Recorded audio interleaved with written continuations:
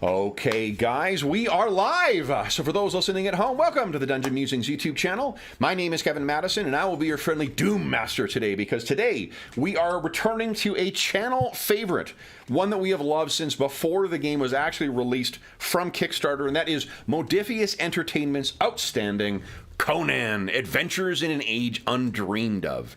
Finally, a cover that is not affected by me having my camera backwards. With me today are the stars of today's session, which we're calling the Corsairs of Karnath. And we have some returning Hyborian veterans, and we have some fresh green troops ready to set sail on the Stygian coast. Let me go the order I've got you guys on the screen here. Why don't you tell us who you are, who you're playing, and what's your familiarity with Conan in general? Not necessarily the game. I know, but we've talked before about who's a vet, who's not. We're not picking on anybody who's new to the game, but we want to know what your experience with Conan is. So first up, we've got Jamie.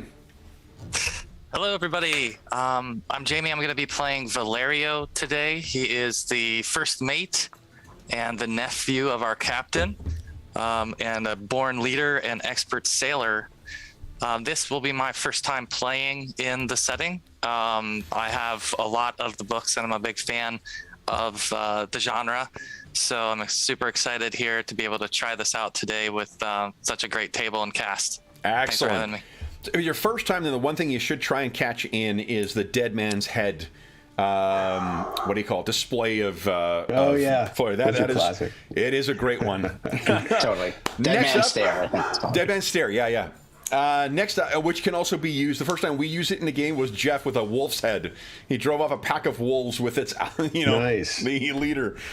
Speaking of which, next up is Jeffrey. Hey everybody, I'm Jeff, and today I'm going to be playing Kamat, and she is, I don't know, the ship's lookout. Very nice. And my familiarity with Conan is, I haven't read any of the books, but I've read a lot of the comics and watched the movies, of course, and played the game several times and love it. Nice. Next up is Darren. Yeah, Darren here. I'm playing Sir Isidore, who is supposedly the educated man of the crew. So he's useful for the captain for his education. When it comes to Conan, it's the first time playing this 2D20 system. Not really read the books or anything, to be honest, so I've only got the film experience to go by. Nice. Next up is Sean. Hey, I'm Sean. I am playing Captain DeBango. Is someone committing a mutiny here? No, you're not. Okay, because I have I have the captain talent, so I didn't know. You do have the captain talent that does not a captain make. I gotcha. So, and there's no mutiny on captains. Captain Belasco de Lanza. Okay, You are the bosun. I'm the bosun. All right, Yeah. got it. So I am a. I joked before we went live that someone was a traitor. I think we've already played their hand. Yeah, I guess so. Yeah, or I got set up that way. Let's see. So I'm a free-loving, sword-loving, pretty good at sailing, and ready for adventure. Nice. DeBango is the among all of the Hyborian heroes here, by far the best sailor. You can do absolutely everything. You certainly could be a captain of your own vessel, but why would you want to leave the service of Captain Belasco? Belasco the Butcher. And too much responsibility too. Honestly, as a bosun, you just get to boss around the crew. All the crew. Right? You're good. And if you really were being honest with it, the bosun is the most important member of the crew anyway. Let's be honest. Yep. There you go. I have a talent in buttering up bosun, so that is... And what about Conan? So what's your familiarity with Conan? Oh, yeah. I've run a pretty good amount of Conan a few years ago, and I played a good amount. So I was skimming like you. I was identifying with your comments about, going through the rules again, going, oh, yeah, that. All that stuff. Yeah. We've run the game for about 7 years is how long it's been out, because it was just before, what year was it published? Anna's trying to remind me, but 2017, so it's 5 years, I guess. And There's something I read today that I did not know, and I've somehow missed that all the times of using Fortune. But there's like a few little spots in the rules, and I'm like, oh gosh, like I had to try to get my arms quickly back around, like a couple little nuggets. We on the channel we run a fair amount of the 2D20 games, and they're all very different. Like they do have those changes to it, so it makes it sometimes hard to remember, particularly if you're an irresponsible Doom Master and don't go back to read the rules once again. So, last but certainly not least is George. Hey, I am George. I'm playing Hakon Doomwinter, who is an Aesir. Vikinger is a Nordheimer from the country of Asgard. And he's kind of like the boisterous and burly crewman who gets sent in to do whatever the captain orders him to do, and he does it with a smile on his face. He's suffering under a particular curse, isn't he? He happens to be cursed. And he's well aware of it, and it's to meet his doom when falling snow next touches his head, hence his surname. But he's okay with that. He knows that it's coming at some point, so he's got to live life to the fullest, like his fellow Aesir normally do. So he's not feeling depressed by this idea. He's kind of feeling freed to do what he needs to do. Excellent. By that fate. And familiarity with Conan, I've obviously played this game on the channel many times, and I have every single book from this collection, hardcover, and I'm a huge Rowdy Howard fan. So I've read all the stories many times, and so it's one of my favorite 2D20 games, to maybe my favorite one to play overall, although I really like the Cthulhu 2D20 system. Especially, but in terms of the overall game, this is definitely my favorite one. George is what you call an authority on Conan. All right, so then, guys, let's jump right into. I forgot to put the stream on here. Here we go. All right, our tale starts in. Oh, let me grab your tokens here. Starts when I grab your tokens. Here we go. Karnath, an ancient and some say cursed city. The Stygians like to fancy themselves as being one of the oldest civilizations in the Hyborian world. They are the survivors of the cataclysm that befell Acheron oh so long ago. But Karnath, on the southern coast of Stygia, serves as a reminder that in the grand scheme of the world, it remains a young one. And actually, I've just remembered something we need to do. As is tradition, we need to start with a reading from the Nemedian Chronicles. Oh, yeah. Know, O Prince, that between the years when the oceans drank Atlantis and the gleaming cities, and the years of the rise of the sons of Ares, there was an age undreamed of, when shining kingdoms lay spread across the world like blue mantles beneath the stars. Nemedia, Ophir, Brithunia, Hyperborea, Zamora with its dark-haired women and towers of spider-haunted mystery, Zingara with its chivalry, Koth that bordered on the pastoral lands of Shem, Stygia with its shadow-guarded tombs, Hyrcania, whose riders wore steel and silk and gold.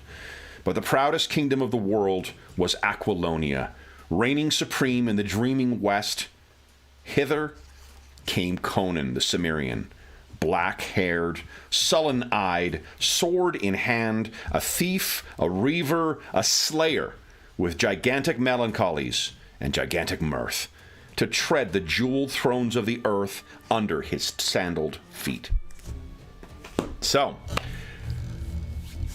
Karnath, a legacy of an older time that reminds Stygians that whatever grandeur they may claim, whatever pedigree and ancient lineage that they may purport to have, it is as new as spring's flowers in comparison to some of the ancient ruins that populate forgotten and cursed Karnath. and it's to hear that our crew of the Dagger at Dusk, under Captain Belasco, have come to celebrate a grand achievement. You guys recently, your crew, recently succeeded in completely pillaging a Stygian noble's vessel. You are free pirates. It sailed on its own foolishly, a lamb separated from the flock, ripe for plucking. And plucking did Belasco the Butcher do. Untold riches, unimaginable artifacts, and enough wealth to keep you fat and drunk and in the company of whomever you choose to have in your company for months to come. The one curious turn is that rather than sailing south to Zabela in Kush and other regions further to the south, Captain Belasco insisted on making port at Karnath, which still lies within the borders of Stygia. No one need be a learned scholar to know that one does not tweak the nose of the snakes and then lay at rest in celebration in its home. And yet, here is where we find ourselves. In a tavern, celebrating your victory. And with all of our heroes together, let me introduce you to Captain Belasco. Belasco d'Alanza, also known to his foes and those who praise him as Belasco the Butcher. Here is Captain Belasco. Valerio, this is, of course, your uncle. We open with Belasco finishing his toast. And to you! Ah! And everyone cheers in the bar. He has a woman under one arm, a man under the other arm, and everyone is all celebrating this time. All of you have known to trust, or learned to trust your life to Captain Belasco. So though there is some questionable logic in his reason for coming here, you trust your captain. He has not led you astray yet. So, let's start off, guys, with some carousing. One of the things in the Conan the Pirate rulebook, so we're using a number of different source books here. Conan the Pirate, for those listening at home, has some fun rules for carousing, specifically for pirates. And different if you're carousing in the doldrums, where your ship cannot find, or the sails cannot find wind, or when you're carousing in port. So, let's kick things off here. Valerio, would you give us a 1d20 roll, please? Sure. 7. So we first see Valerio. There is another captain, woman, with hair so white it could almost be made of spun snow. No doubt a contemporary or a what do you call it? What's the word I'm looking for here? Someone who shares the homeland of your stalwart crew member, Hakon. She mentions, so this is not the first time you've had this, but there is someone who is trying to tempt you out onto a crew of your own. They hear that there is riches to be had off the coast of Zingara, and the Dagger at Dusk does not go that far north. Whether that's in deference to Hakon's predicament, or whether it just simply is that there are better riches to be found in the south, you never go up to your homeland. You've not set foot on Zingaran soil in maybe a decade. But this woman, there is a tempting offer here. They need someone to do that, to lead these vessels, and she wants someone of your skill. Now, the question is, do you trust her?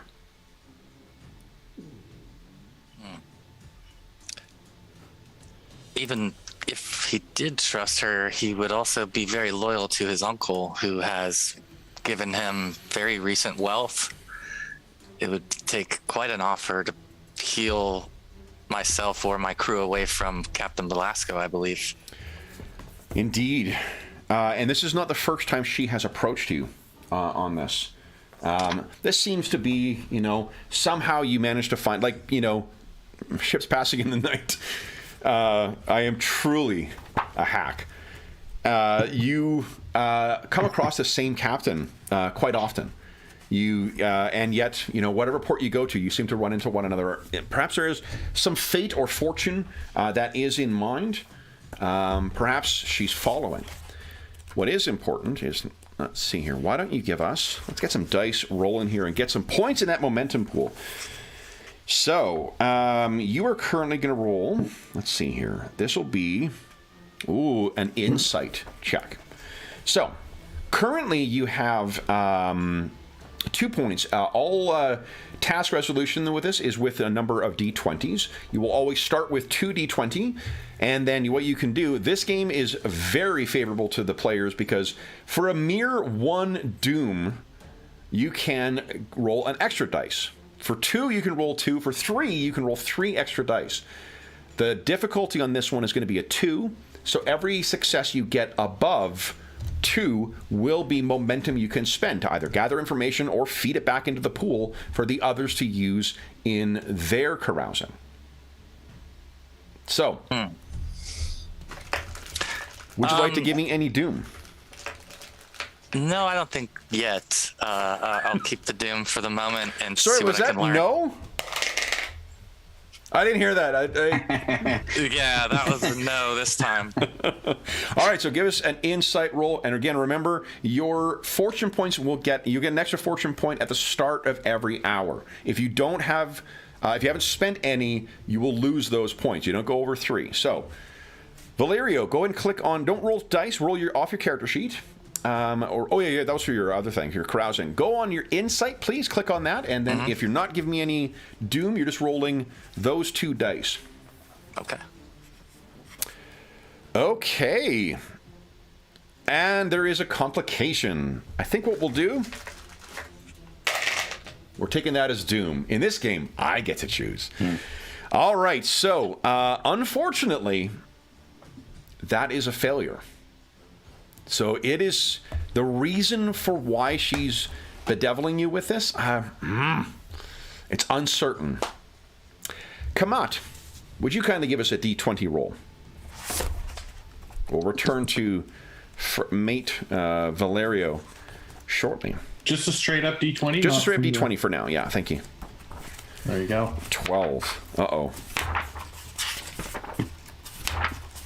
Let's see here. 12.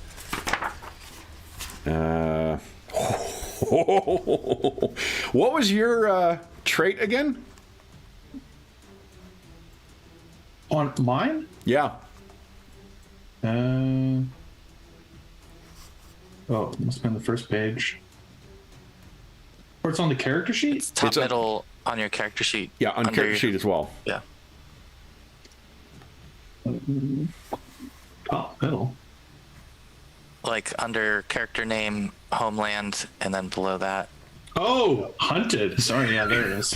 Technically, it's one of the only traits that has punctuation. Yours is hunted!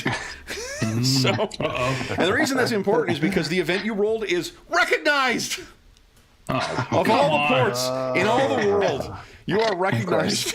So, there is someone in here who has recognized you, but you will have an opportunity to try and avoid your fate. How do you think you're going to do that, Kamat? I mean, I imagine she is always alert, like she is always on the lookout. So it's probably one of those, like, we've seen each other at the same time. Okay. So, I mean, even though I'm recognized, I'm aware of it. So what would you like to do? Probably And you don't need to worry about getting into combat or whatnot. This is going to be a one dice roll resolution for whatever the outcome is here. So if it's you knife him in the back or you shoot him across the bar, or you can do that as well. Or if you got something non-combat related, you can do that as well. Yeah, like would she just like straight up assassinate someone? Probably. Okay. Yeah. So I imagine it's like a little bit of a sort of cat and mouse, like through the bar, you know, like trying to get position on each other. Yep. And eventually she's going to try and, you know, basically get the upper hand, maybe in a dark corner, in a washroom, like out in the alley, taking a leak. So to me, that sounds more like it's positioning than it is the actual skill at combat. So it's probably stealth then. Yeah, exactly. More like... So you got 2. Are you giving me any doom? Oh, all the doom. Yes. Go ahead and roll 5 dice. But I will also spend... No, I'll spend 1 fate, though. You're spending 1 fortune as well? Or 1 fortune, sorry. I meant. Yeah. Okay. So you've got 1 of your dice is automatically a crit, because I think you've got training in stealth, right? Yeah, probably. Yeah. Okay. Yeah. How do you tell it's training? If there's 1 point in either for all you guys, expertise and focus is the same. I've entered it the same. Oh, yeah. Okay. So. Yeah. Definitely. Okay. So roll 4 dice. So I only actually roll 4 dice. Yep. And you got 2 successes already. Difficulty once again is a 2. So you've already succeeded. This is just momentum you're generating now. And if you click on the... Oh, there you go. Okay, so I just say 4. Yep. Oh, good thing. All right, so then that is 1 success. Now, do you wish to... what do we see as this guy is trying to... You know, is he trying to get a position on you and then loses track of you in the crowd and then suddenly you're like... Yeah, like right behind him, basically. Okay. Well, I mean, I do have some really good stealth talents, like as far as like hiding in the shadows, or I think I probably, you know, drop into the darkness and, you know, he comes around the corner expecting me to still be there, and I've somehow moved there and gotten position on him. All right, so then it's probably just quiet dagger in the back, and then, you know, slump him at the table, like make it look like he's passed out. Classic. Perfect. You want to dump that 1 point back into the momentum pool then? Yeah, for sure. Okay. All right. Who would like to keep track of our momentum? Do we have a little momentum? I don't have a token here, but we could do it. We could do it 2 ways. I guess we could do it by way of token, or we can do it by way of just entering it in like what we used to do for like Astonishing Fortune. I can do that. It's in the chat. Okay. Oh, great. Okay, so 1 momentum. 1 out of 6. All right, then, Sir Isidore. Sorry. Sir Isidore. Would you give us a D20 roll, please? 19. Whew. A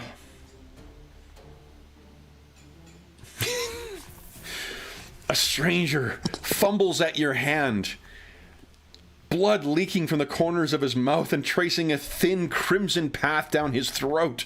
He thrusts a ragged chart into your hands and, with a last ragged gulp of air, dies. But what he has given you almost takes the breath from your lungs, too. It is a treasure map. And it's treasure you'd heard tell of, a vast deposit of... No, this just seems to be some directions to someone's house. So, Sir Isidore, what were you doing, what do you think, during your carousing time? As of, for instance, what you could do is maybe you were looking around for information about, I don't know, anything that may be of interest to you. Yeah, I mean, it would definitely be mingling, because he's a man of communication, so it would definitely be, he'd be looking for anything that would be useful, trying to find out any sources, leads for the captain, anything that would help.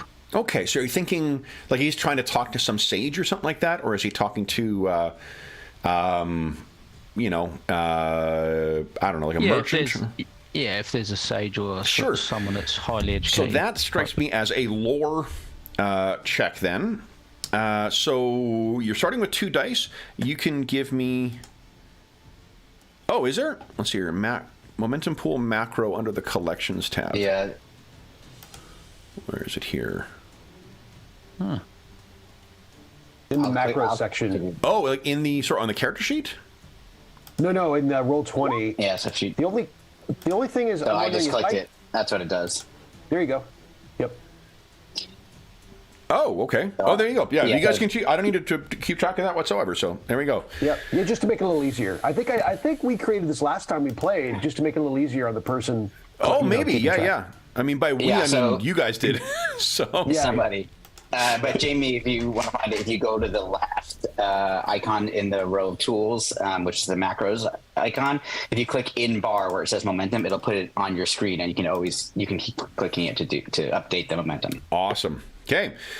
For Sir Isidore, you currently have 1 momentum in the momentum pool, so you could spend that to get an extra dice if you like. You could also give me 2 doom, or you could do what?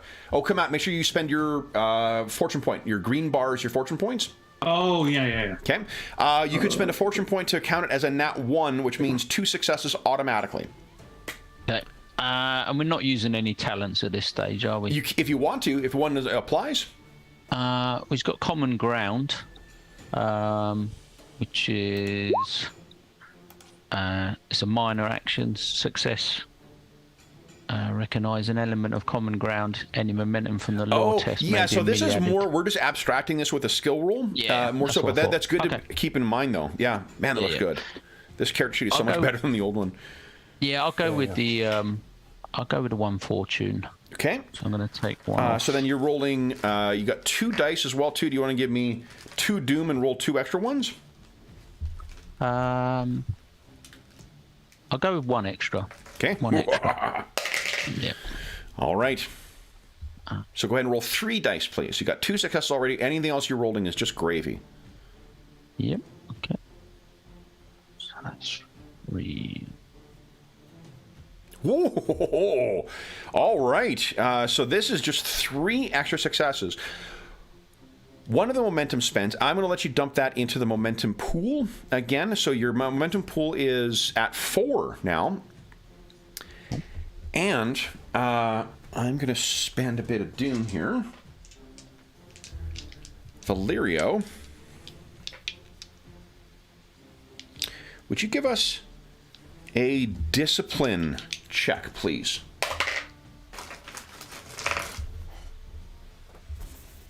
And again, you start with 2. You can choose to spend a fortune point to get 2 successes. You can give me doom. You can take from the momentum pool for this. The difficulty for this is going to be a 3. I'll spend a doom. Yes. So then I increase it from 2 to 3. Yes, you do. Yeah. All right.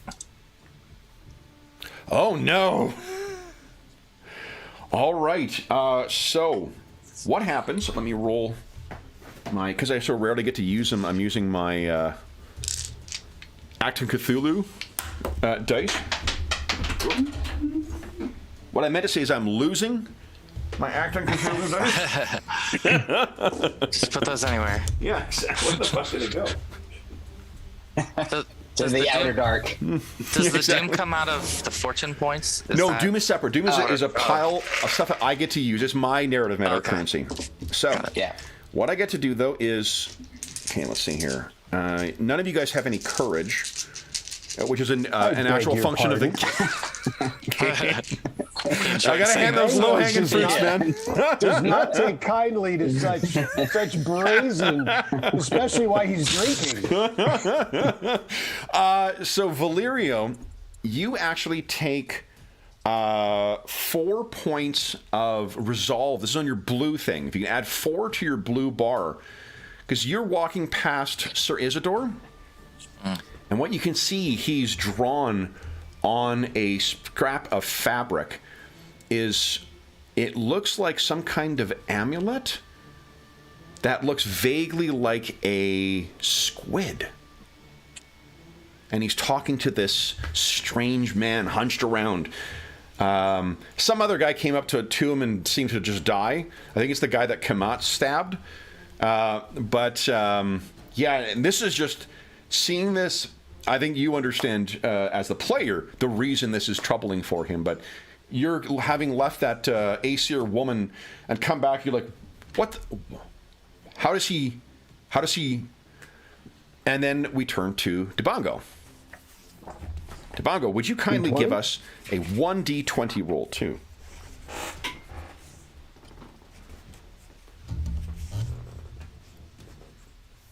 Okay, 11.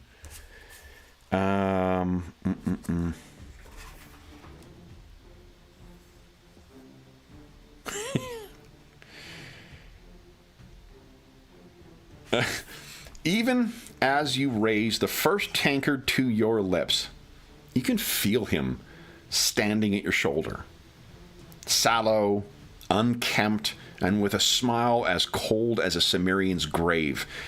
He quietly reminds you of the debts you incurred to his master last time you were in port. Debongo, how did you forget that? It's bookkeeping. I've never been a big bookkeeping guy. So, Debongo, as you look back, this guy's leaning in on you. What do you wish to do? Do I know his name? Yes, he is a big... hold on, I'll tell you what his name is. I think he is a big Cushite man who runs a protection racket in here. How do you forget? I might call him that. I might call him Cushite. Yeah, it's Mawando. Oh. You remember? Yeah. Yeah. Mawando the moneylender. Yeah. I walk up to him and I slap him on the shoulder. I say, Mawando, and I hit the bar and I say, barkeep, a pitcher right here. He narrows his eyes. I don't want drink, Debongo. I want my money. How would you like to handle this? I know what I owe him? Do I? So what's my idea on what I owe him versus what I have? You may be able to clear your roughly. debt. You may be able to clear your debt. You're thinking of how many fists of treasure you got. It'll leave you precious little to do anything. That month or so that everyone else is planning on having some, that'll be pretty lean if you pay back Mawando. I say, I understand. I tell you what, let's duel for it. What do you say? Let's give entertainment in the whole bar, you and me, and because we're friends, to first blood for everyone. His eyes narrow. Okay, let's do this. No. Why don't you give us that sounds like a command or persuade check. Your choice. You're either telling him to do that. I'll go command. I think we should duel. And I give him a... Sure. So you got 2 to start. You want to spend any fortune or give me any doom or draw on the... There's 4 points of momentum in the pool. Let me see here. I will... And I also... I think I have... Captain, with the captain apply, it's a command test. I don't know if... Yeah, absolutely. You get 1 reroll on a d20. Excellent. I will give you, I'm going to go... I'll spend... I will say, being the canny Conan player that you are, you may notice that momentum pool is getting up pretty high. There may be a reason behind that, too. Yeah, generally, it kind of comes down to target number, and I'm not amazing at this, but But I think I'll go big to get big. And do you wish there's 8 minutes until you get a new fortune point? And we're using 3 as a cap, did you say? 3 is the cap, yep. Okay, yeah, right. I need to adjust for that. I will spend 1. Yeah, let's go. Okay. I will spend a fortune point, and I'm going to go, and I'll spend 2 of the momentum to roll 4 dice. Okay, go ahead. All right. My first... okay, got it. There we go. And then you can re-roll one of those. Okay, 2 successes. Okay. you can re-roll. There's a 17 you could re-roll out of that. So why don't you give us a 1d20 roll? All right. The target number is 9. Nope. Nope. Okay. So 2 successes out of that. The momentum pool is now down to 2. Oh, wait. 2 successes plus the 1 that I rolled, right? yes. There's 2 extra. So you want to dump those 2 back in the momentum pool?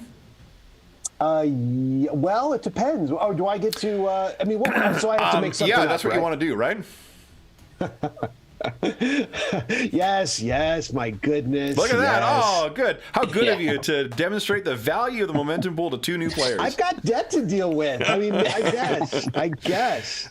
So at that, I think the when he tries to draw the his sword in response to you, that is when your crew knows that that's actually who you were commanding, not him, but all the members of the crew just jump the guy and drag him out.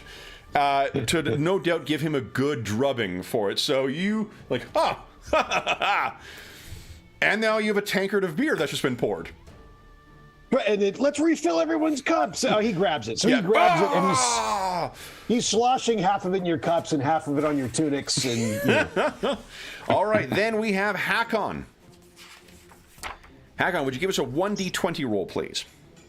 Yes. Here we go. There goes. Okay. 2. A hearty welcome. The tavern you stumble into is filled with old crewmates, comrades in arms, and drinking friends who, too, have just disembarked. Stories are traded, as are rumored details of rich, poorly defended merchant fleets ripe for the taking. So we maybe, when you call that out, we see that Hakon is at the center of this really long table full of people all hanging off of every word of his. What are you thinking that you'd like to roll for your carousing phase here? I mean, I think he's just, his whole objective is to experience life to the fullest at every possible moment before it ends. So I think he has everybody leaning in and, hanging on his words. And then he finishes his tale, and as like it's landing on everybody, he suddenly slams the table and says, "Now who wants to wrestle?" So is that, do you think, persuade, maybe? Counsel, maybe? I think it's persuade. Yep. Works for me. So you got 5 minutes to spend. Oh, remember, guys, your green bar tracks your fortune point. So if you spend a fortune point, make sure you put it down. Yep. Hakon, you want to spend a fortune point? I definitely want to spend a fortune point, please. Okay. So that's 1 die plus 2, and then I'll spend 2 momentum to get 5 dice to roll. So let me just update momentum pool here just before I forget. So I've got 5 dice, but 1 is already pre-rolled, so I'll be rolling 4 dice here. I want to make the roll. There we go. Okay, so 5 successes. 5 successes, outstanding. Then that's actually 6 successes. For some reason, it doesn't count the double because you're. Oh yeah. Yeah. Huh, that's interesting. Even though, I have a 3 persuade. So yeah. Oh, hold on, Debongo. Wait a second. Let's see here. 13, 1, 2, 3. I can move the token, but I can't adjust the circle, strangely. Oh, no, that's, hold on. How about now? Let me try.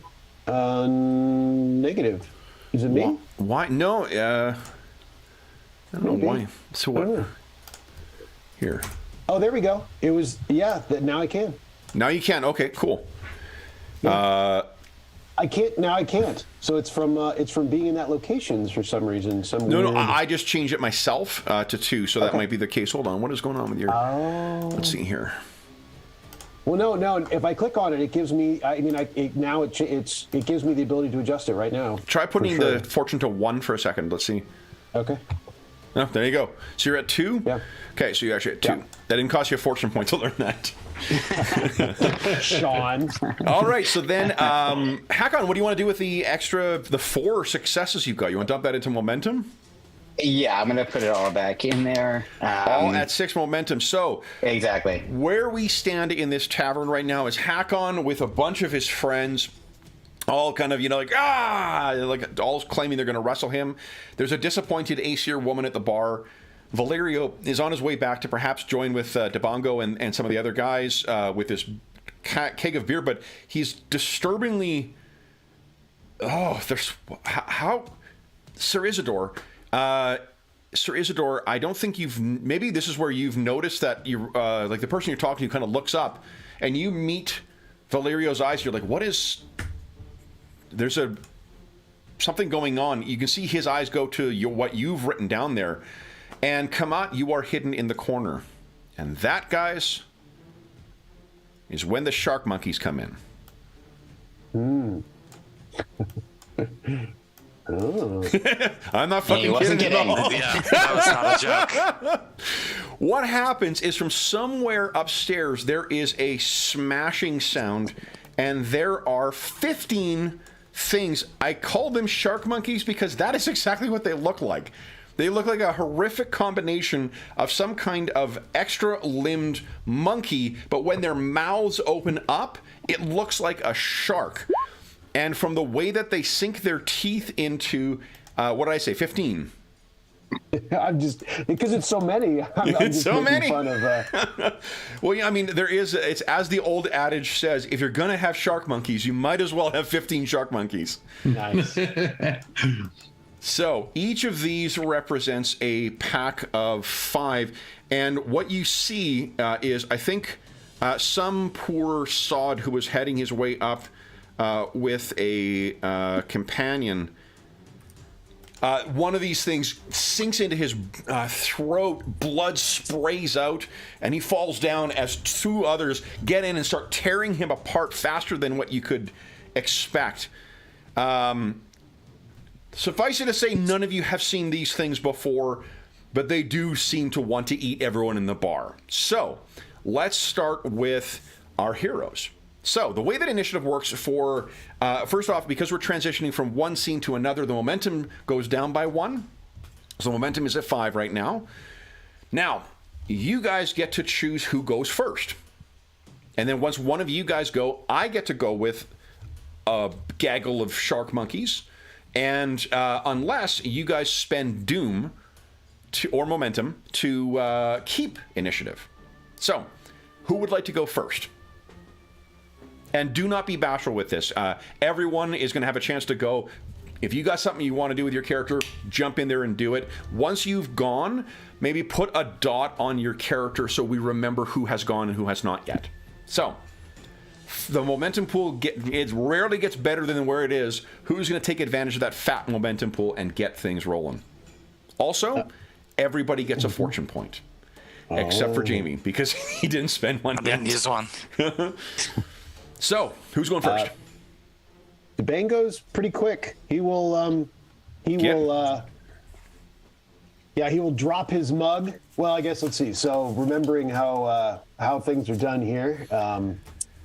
So you have a one minor action, one standard action, and you can spend fortune. What is it? You spend fortune to get another one. And you got my DM screen. Yes. Sorry, Doom Master screen here. Where are you? There we go. Swift action costs you extra standard action costs you 2. 2 momentum. Yeah, 2 momentum. So, what do you think, Debango? Dropping my mug. That is a free action. Drawing my cutlass. That is a minor action. Minor. Yeah. Okay. And how close? How close are they? They are one. Each of them is 1 zone away right now. Each of the packs of or pods. I don't know. What do you call them? Herds. Let's see. A bitening of spider monkeys or of shark monkeys. Yes. Okay. Not being close enough. I guess. I mean, I'd have to. I mean, spend you can move for free, can't you? Oh, can you? Yeah. Because minor action is to move within medium range. Moving within close range is a free action. But I use my minor to draw, right? But a free action is to move within close. They are within close range. I beg your pardon. I move in and strike. Oh no, you're right, because a zone is medium, isn't it? Right. So what do you want to do? Yeah, it would cost me 2 momentum. It sounds like to move within range to buy that extra action. Yep. Yeah, I'm in. Yes. Oh. I spend the 2 momentum. Yep. I move in. Debango does not think of such things. He acts. Nope. Okay, so you No race in. bookkeeping. No bookkeeping. Your cutlass out, and what do you wish to do? Strike this thing down. Okay. Skewer it like the dog it is. One of the things I'm going to try this time too is I am not going to analyze every one of your rounds about like, do you want to spend this, do you want to spend that, or blah blah blah, to try and keep things moving. Remember, you have an hour ticking until that next fortune point comes in. You better have none left on the table by the time we end this session. And yeah, you can freely give me doom. Let me know if I'm getting doom. So go. Let's see. So he's going to attack. He's going to spend a fortune point, obviously, of course. Okay. Yeah, striking. Let's see. With his cutlass, that's the damage die. So it's going to be a melee attack. Yep. Okay. Let's see. Yeah, he's going to go big. And actually this makes a ton of sense because he is a pretty big monster for melee. So his target number is sweet. So you go big. When you have a big target number, you go big. So he's spending 2 fortune to roll 4 dice. He's spending a fortune point. Yep. And so rolling 5, not rolling, but having 5 dice total. Okay. So rolling 4 dice. You got 2 successes already. Go ahead. Right. Leaps in their cutlass out. Yep. And I have a talent that'll maybe kick in on damage if I Are you strike. spending 2 more momentum to get the extra things, or am I getting doom? There's 3 momentum in the pool right now. You got 2 spend to take the extra action. Do you want to get the extra? I spent 4 of it, right? 2 to move and 2 4. for Okay, extra yep. dice. Okay, so it's down to momentum pool's down to a 1. Go right ahead. Yep. Okay. Let's see. Here we go. That's what I'm talking about. There you go. 5 successes plus the 2. You Yeah. got 7 successes. You have. They are not defending target numbers 1, which means you have 6 momentum to play with. So what do you want to do? You can roll damage first and then spend the... He yells out his own name because that's what you do. Is you talk about yourself in the third person. Fuck yeah. Debango! It's his battle cry. Some pray to others. Debango puts faith in himself. Debango! Okay. What do you want to spend that momentum on? Damage. Extra damage? Okay. Oh, and I have a... hang on. Let's see. So I'm remember, trying in to this game, learn it's these. +1 flat damage, not extra dice. So I have a... just coming up for Okay, damage. so roll your Reroll. damage dice first. Go ahead and roll the cutlass damage. Okay. Remember, you get to roll it, then you choose how you spend your momentum. Nice. There we Okay. go. So that is 6 points of damage thus far. Oh, it's... And any ooh. effects? No effects, though. Okay. Okay, so you got 6 so far. That is one of the shark monkeys. It sprays out a fish-smelling ichor from within. You want to spend any... You got 6 momentum to spend. If you just spend it in damage, you could take down 2. Or you can so feed back into the secondary momentum target. pool. I'll do a secondary target spend if that's possible. These are squads, so I wouldn't do anything. Just spending the Okay. damage would be more effective. Very good. Very good. Okay. Would you ask me? I do. I'll say yes to whatever you asked me, I think. You can spend 6 and take a second one down, or you could spend actually, because you've inflicted a harm with 5 damage. Let me make sure they do 1 point of armor, so you do need 6. Yeah. Yes. Okay, so Debango in there, and 2 of these things are just gore at the feet of his cutlass. Debango has gone. Is anyone else going? Let me know if I'm getting doom. Yeah, sorry, I messed up the. We have 1 momentum left because you gained. He gained 6. No, he gained. I didn't know what how much momentum he gained on his attack roll. He gained 6 and then spent it all on damage. Oh, okay, so we still have 1 left. Okay, that's Yep. what that's what I Debango thought. produces a lot of momentum, and he sucks up a lot of momentum. He's a guy. Yeah. Now, who is anyone giving me doom to go next, or am I going with some monkeys? I'll give you some Doom Heck to yeah. go next. Okay, go ahead. What are you doing? So now I hear the first thing I hear is Dabango, because I've been in the middle of wrestling with people. So now I look up and like see what's going on, and I'm one zone away. Is that considered close range? That'll be medium. That's From one zone medium. to another is Yeah. medium. Okay, so I'm going to move with my minor action to get in within close range. Okay.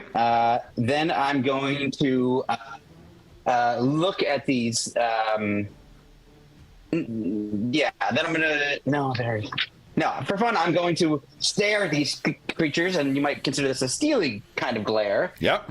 and say, "Leave here now before I rip your innards out." Excellent. So that is a persuade check. Yeah. You spending any fortune? Am I getting any momentum? I am spending fortune. In fact, you already have a sleep there in under here as under a weapon for me, which is excellent. So I'll spend 1 fortune, so that'll give me a couple successes here. 2 auto successes. Yeah. Yeah, it doesn't roll the attack for you. That's fucking great damage, though. Holy smokes. Oh yeah. Oh, it doesn't roll your attack. No. So you got to roll persuade, and then under this skill. Okay. Yeah, and you could give me 2 doom or spend that 1 momentum. I'm going to spend that momentum to get an extra die here. Okay, so you're rolling So I'll 3 go dice. 3.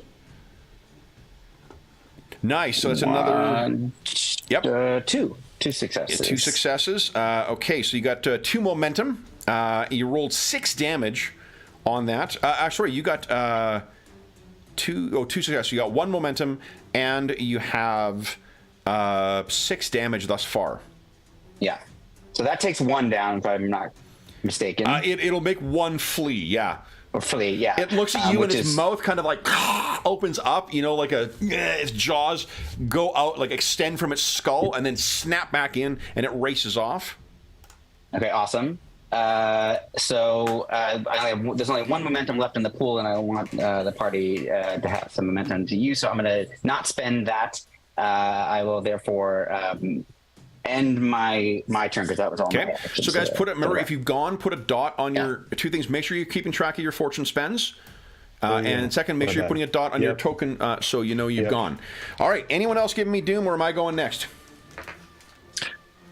I think Valerio will give a doom. Nice. And he will start with heed my words. Okay. Now, I think the range of heed my words is close.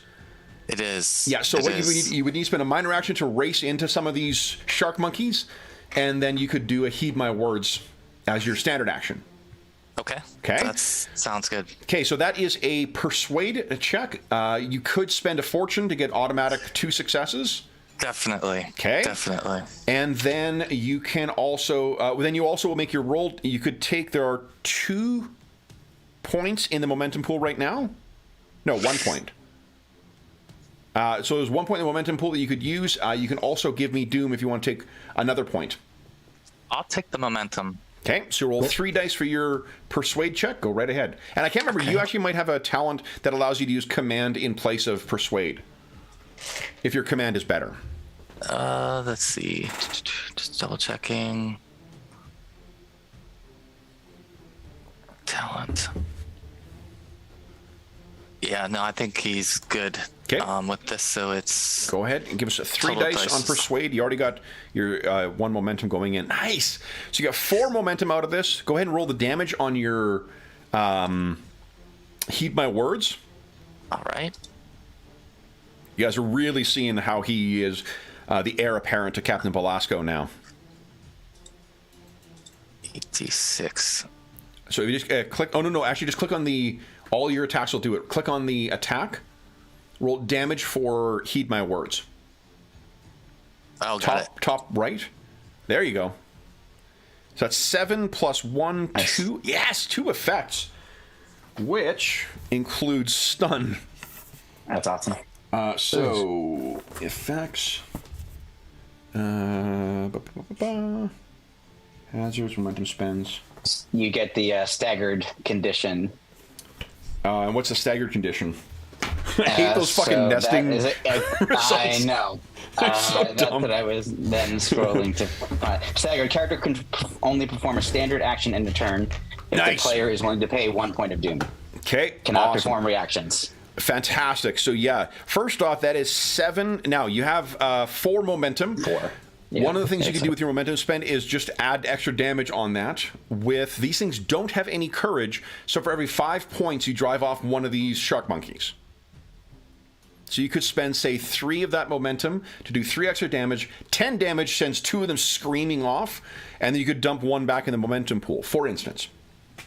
Yeah, I like that. I want to definitely increase the damage. 'Kay. So I'll spend 3. So why don't you tell us what it looks like as he leaps in there? He doesn't even have a weapon in his hand. Yeah, I think he's just almost, maybe he's swinging the whatever was in his hand at the time, which may have been a tankard. Yeah. Nice. So he was quite upset to have his drink interrupted, and just went straight with the tankard to the temple of this shark monkey. Whack. And dropped it. So it drops, and then you scream at these things, and the force of your personality just terrifies 2 of them. So Hakon jumped up and screamed at one of them. One of them went running off. He leapt up next to him, screamed, and 2 went running off. So, Sir Isidore and Nice. Kamat, you have not acted yet. You could give me Doom to go, or do I go with a giant pile of Doom? I'm not going to go. I'm kind of hidden right now, so Okay. I Sir like Isidore? my position. No, I'm a man of defense, so I would stand Then back. it is go. monkey time. Yeah. All right, so Hakon, I have 4 shark monkeys that have your name on it. So here's the cool thing about All right. apes, or apes in general, or minions in general, is, and I've forgotten this. When you're doing a squad like this, they count as aiding, which means I start with my 1 for the minion, and then I'm aided by 3 there, but aid does not count towards my 5 dice limit. Oh, wow. So I can spend Doom to gain extra dice, and because this game is so efficient with Doom, it only costs me a couple. There we go. yeah. What is So- their? Do you have a reach? Do they have a? What's their? well, Hakon has no weapon in his hand, so Oh, does okay. not matter. Doesn't So- matter. Yeah. Yeah. Don't worry, Debango, you're coming too. I have a reach. Damn it. Face me! All right, so then first off here, Hakon, my apes have or shark apes. I'm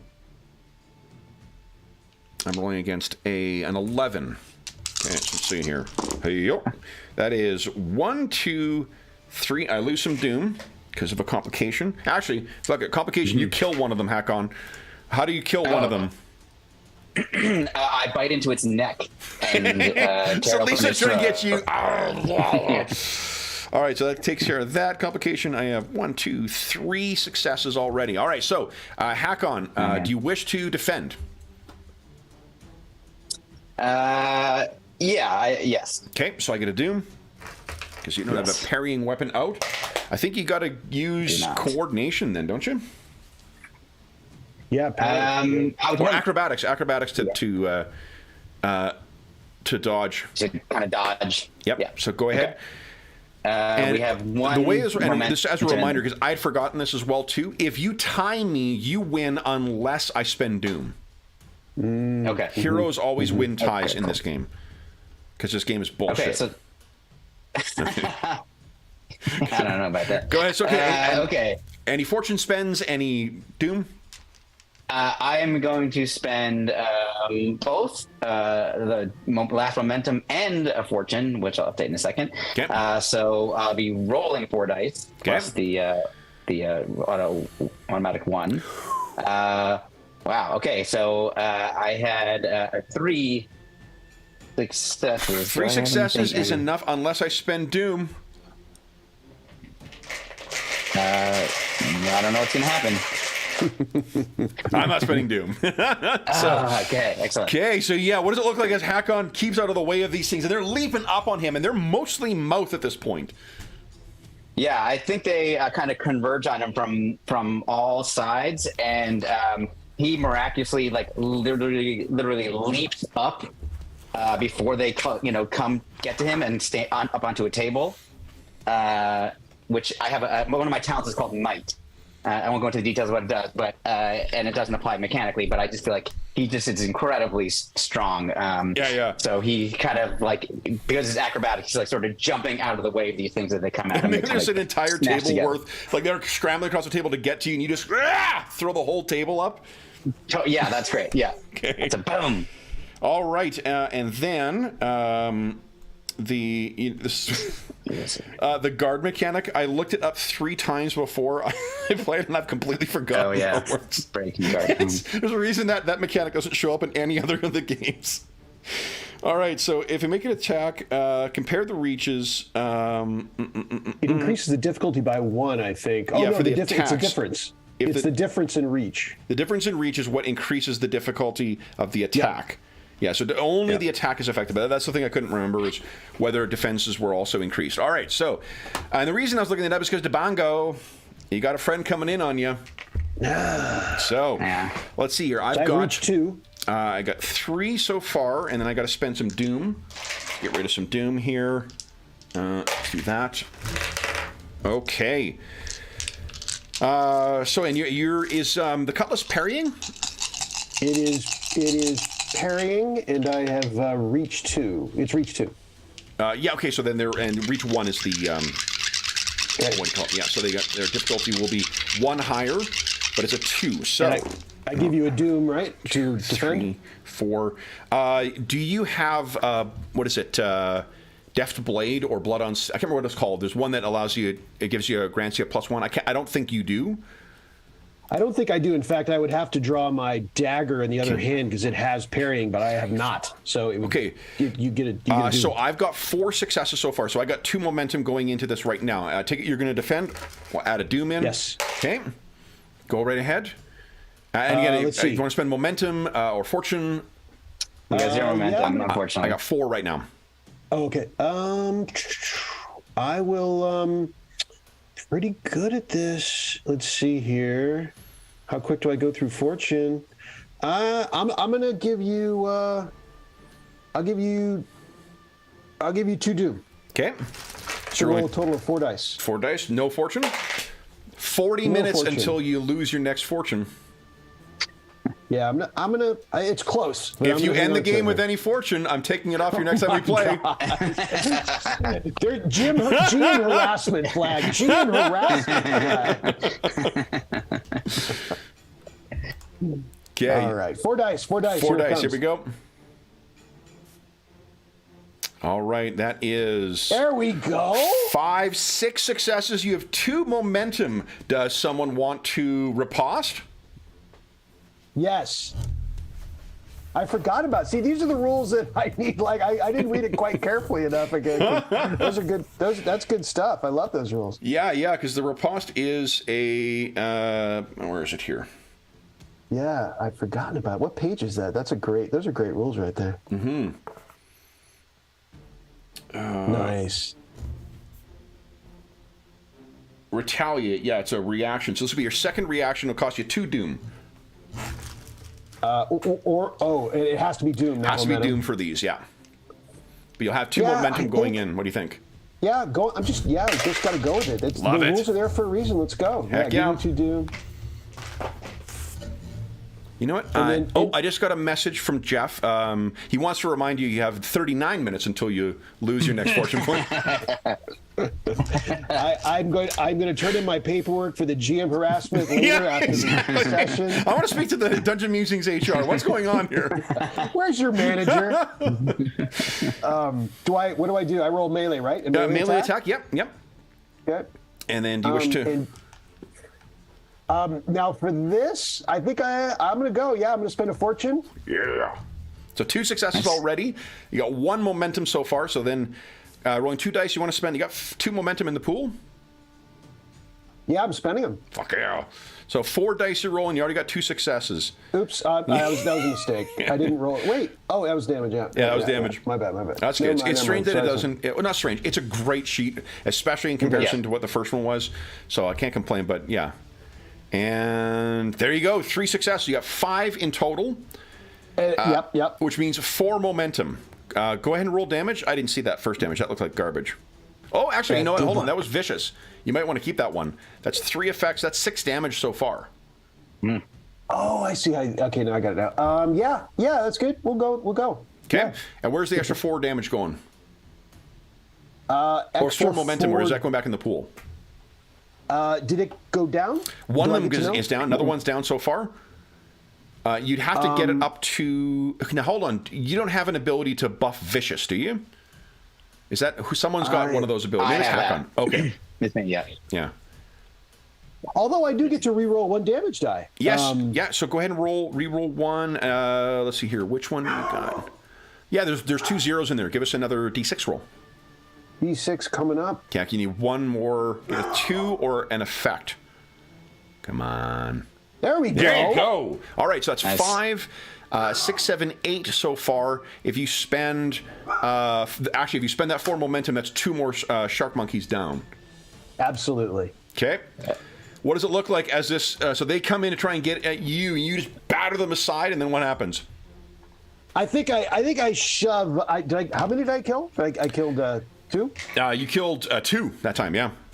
Yeah, I shove one into the other one, and then decapitate both in one swing. And they hit the ground. I cheated, so I spent Doom. I went with 2 enemies in a row here. So, Sir Isidore or Kamat, who wants to go? There's still 1 more shark monkey left to go. Or pack of them. I can take a shot. Yeah, what do you want to do? So I'll use my minor action to draw my Stygian short bow. Okay. And I Bongo. will, let's see, I have a bunch of abilities here. I already used my minor action though. Yep. But I can do a trick shot. Okay. I gain 1 momentum on a ranged attack, though it can't be used to increase the attack's damage or saved in the pool. So let's see if I hit first. Okay, so these things So are at I'm gonna medium use- range. Your ideal range for your weapon is close, so that'll be a target number of 2 you're rolling against right now. You know, spend any fortune. Okay. Yeah, I'll spend 1 fortune and give you a couple more doom. So I like Okay. to play fast. Couple and more loose doom. with Yes, I doom. love Yeah. it. And if I just click on the bow, it'll shoot or what? No. You got to use ranged attack. The weapons are only for damage. Oh. So it'll be okay, ranged attack, and you're rolling 2 extra dice. You've already got your 2 successes. So this is just momentum you're rolling here. Yeah. Okay, so sorry. Track. Range, there it is. And 4 dice. Oh, so you got 4 momentum. Nice. Go ahead and roll damage for Beautiful. your Stygian bow. Damage. Ooh. So it's no effect with this one. So that is 4. Actually, you have 5 momentum because of your trick shot. So that's 4 damage so far. You have 5 momentum you can spend. There's only 1 left, or there's There multiple are of them? the numbers that are on the tokens here. That'll tell you. There's 3 shark Oh, monkeys in okay. one, 3 in another, 1 in Then another. I'll use 2 of the momentum, including the trick shot momentum that I can't pass along, to add a second target. Oh, so 2 different groups of it. Okay, so roll damage a second time. Now you're going to have to add at least 2 damage to take down one of them. Okay, so I will do that as well. So I'll roll Okay. 1 more damage. Okay, so that means you've got Oh yeah, beautiful. 1. yeah, Thanks 2 for more that. damage, 2 more momentum left, I think. Because And you use the spent second damage. yeah, one to make 2 for secondary target, right? Yeah, 1 Yeah. left. 2 for yeah. And 2 that's for enough. secondary target, and then 2 for the extra damage, and then pass the last one along. Okay, so Awesome. arrows from the darkness. Yeah, Schwack, right schwack. out of the darkness, you just see a rain of Okay. arrows. Then come pour out if you can mark your target, mark yourself as having gone. Then I go with the last ones, unless Sir Isidore gives me doom. No, he's waiting his ground. Then he's getting attacked by shark monkeys. Okay, so we got 2. Caution gets you nothing but shark monkeys. All right, and let's make this interesting. 1, 2, 3, 4. Here we go. All right. And they come racing in. You have no weapons out yet. So, oh, that's a terrible roll, though. I only got 3 successes. So I've hit you with 2 momentum. You can choose to dodge using acrobatics if you like, but nothing else. I suppose you could use it improvised. No, you don't have a drink in your hand. You were talking to some sage guy. So what are you thinking, Sir Isidore? You want to give me 1 doom and defend against this, or you can take the hit? He's probably just not expecting it. He'll just take it. Okay. Yeah. Then you are hit in... where is it here? I actually have my Conan hit location dice here, too. Oh, nice. Yeah. It's almost completely illegible, so... Yeah, that is the one problem. A little over-designed on these things. Like, I do not see what this is. So your right arm is hit by these things. And... this will be... So you do have the 2 armor. So the first 2 points of damage will not get through here. I do have 2 points of momentum, which I'm going to put through into... what do you call it? Into the extra damage. Oh, I'll put it into piercing, actually. 1 into piercing, 1 into extra damage. So I ignore your armor, and then you take... 1, 2, 3. You take 5 points of damage, which is enough to trigger a wound. 6 points of damage because of the bonus. So your red bar, if you could put that is up to 6, and then on your character sheet, if you could tick off 1 harm under, or 1 wound under it, these things get in and they start chewing on your arm, Sir Isidore. Then it is Sir Isidore's turn. What are you doing, Sir Isidore? Yeah, I'll draw my sword. I shall try and slice this creature from me. Okay. Now, you want to spend any fortune points? You want to? There is 1 point in the momentum, or do you want to give me any doom? I shall spend a fortune point, definitely. Okay. So 2 successes already. And then you got 2 dice. You want to give me any dice, or use that momentum? I'll use that last momentum. So okay, so I'll 3 dice. Go right ahead. Whack. Nice. Oh, a complication and a crit. So that is 3 successes. 2 successes, forgive me. 2 successes. So you got currently 3 momentum. And for your complication, I'll take it as doom for now.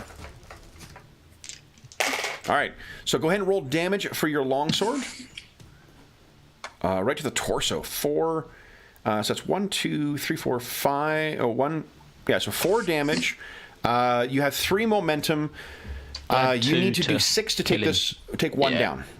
Yeah, I'll use 2, and then I'll save the other one or put it back in the pool. Okay, there we go. So another one of these things is down.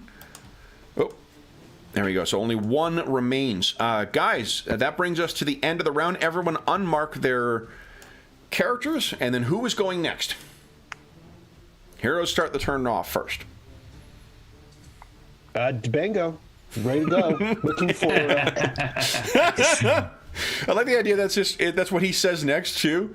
After he's been trying, the bango, the bango! The bango. He says it at the beginning of his turn, and he says it at the end of his turn. So it would be a free action to engage with the ones where Hakon Doomwinter is. It would be a minor action to engage with the ones on Sir Isidore, or the one on Sir Isidore.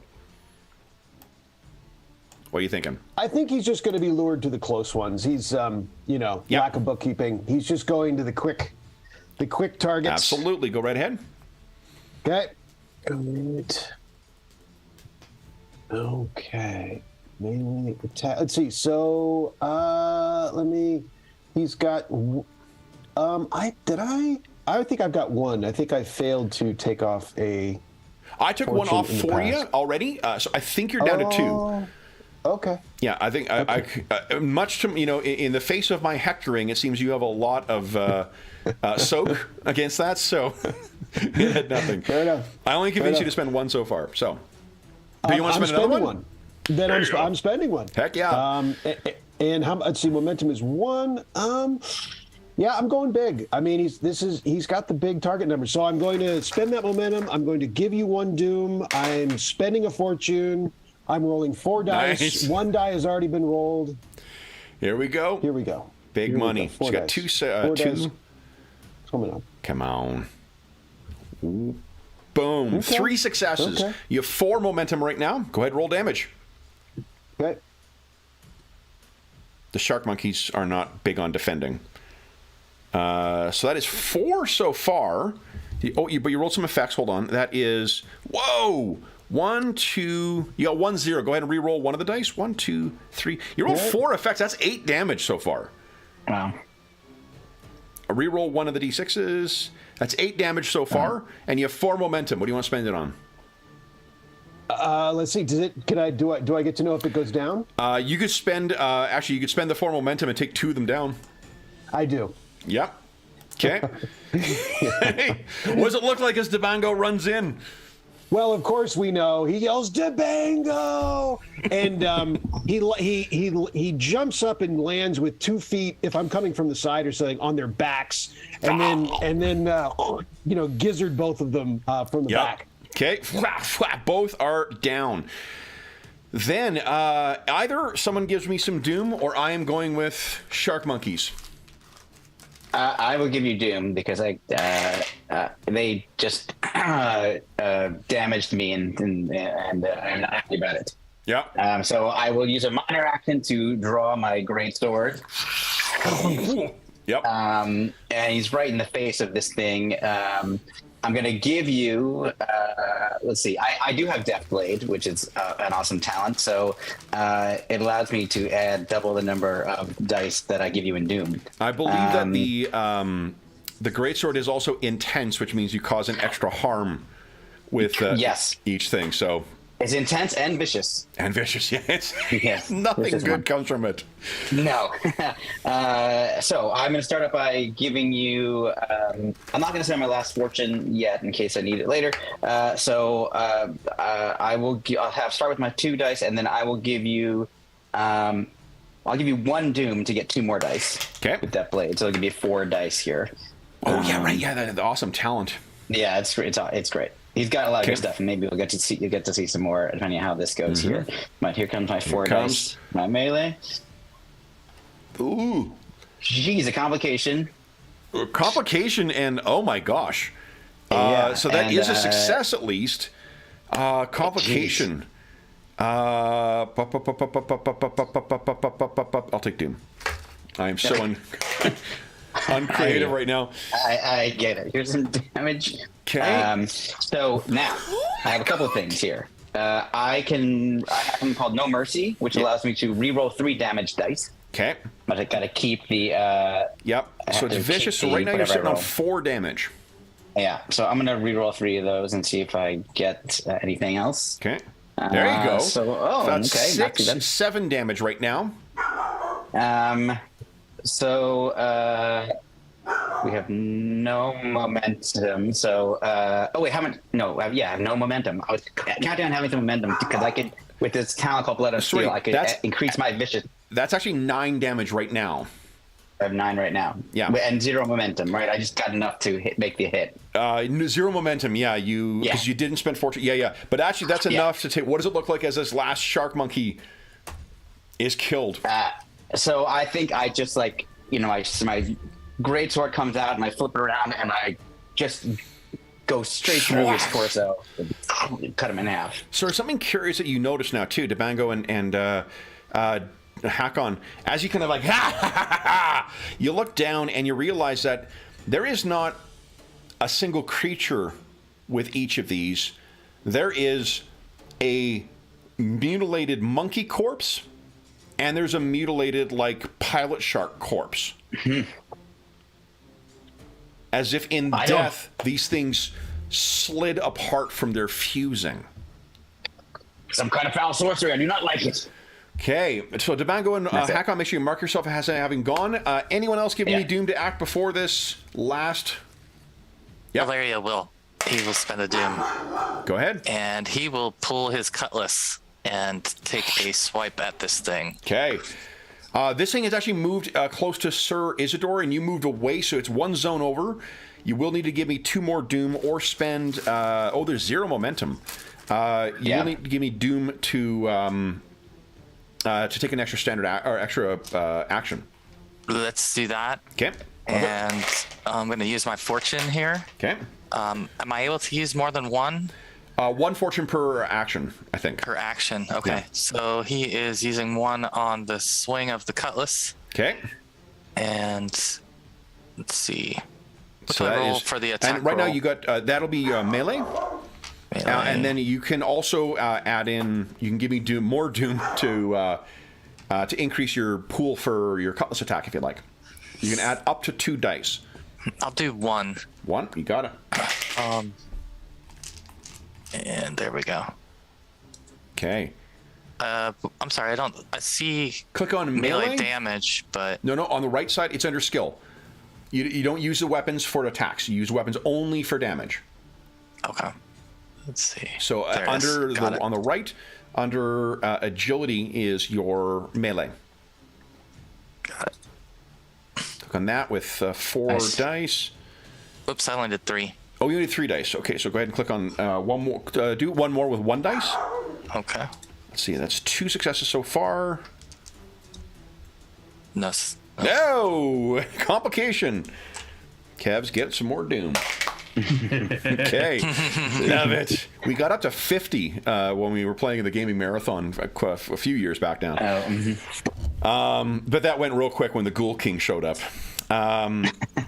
Then what we have is a total of 3 momentum. Go ahead and roll damage. Now you roll on the longsword for damage, or cutlass for damage. Cutlass. Okay. That's 5. Effects don't mean... Oh, it's vicious. That is 6 damage. That is enough to kill this thing. Does it look like it's the Nice. last of these shark monkeys dies? Oh, I think he brings the cutlass straight down through this thing's torso in one just straight swipe, and almost even drives his cutlass maybe into the table beside it, pinning it to the table and Okay. finishing it off. And then, as with what Debango and Hakon saw, as you pull your cutlass back out of that, you see that it has dropped, and there are now 2 animals dead. And you look around, every one of you notices this now, that it is not the fused creature that you faced before with a strange number of limbs. It's instead each individual, and these are not identical either. Like, there's different distinguishing characteristics in the pattern, on the fur, and perhaps in the damage to the hide. It's as if there was 15 of these things that were somehow fused together. Now, Sir Isidore is injured. But these things came up from upstairs. Who among your crew was last heading upstairs, guys? Sir Isidore, would you kindly give us a lore check, please? And you can feel free to spend fortune. You can give me extra. You can spend some of the momentum. There's 2 points, or 3 in the momentum pool. Yeah. Well, we get 2, right? Because the scene is over, or the scene is this. Oh yeah, part you're of right. that Yeah, scene? we 2 because the scene is over. Yeah. Okay. Okay, I'll just spend 1 Okay. extra momentum. Okay. 2 successes. This shark stuff, it makes you think of something that you've heard about but haven't yet faced. There is a rival captain whose name is Captain Harkoof. Captain Harkoof is a privateer for Stygia.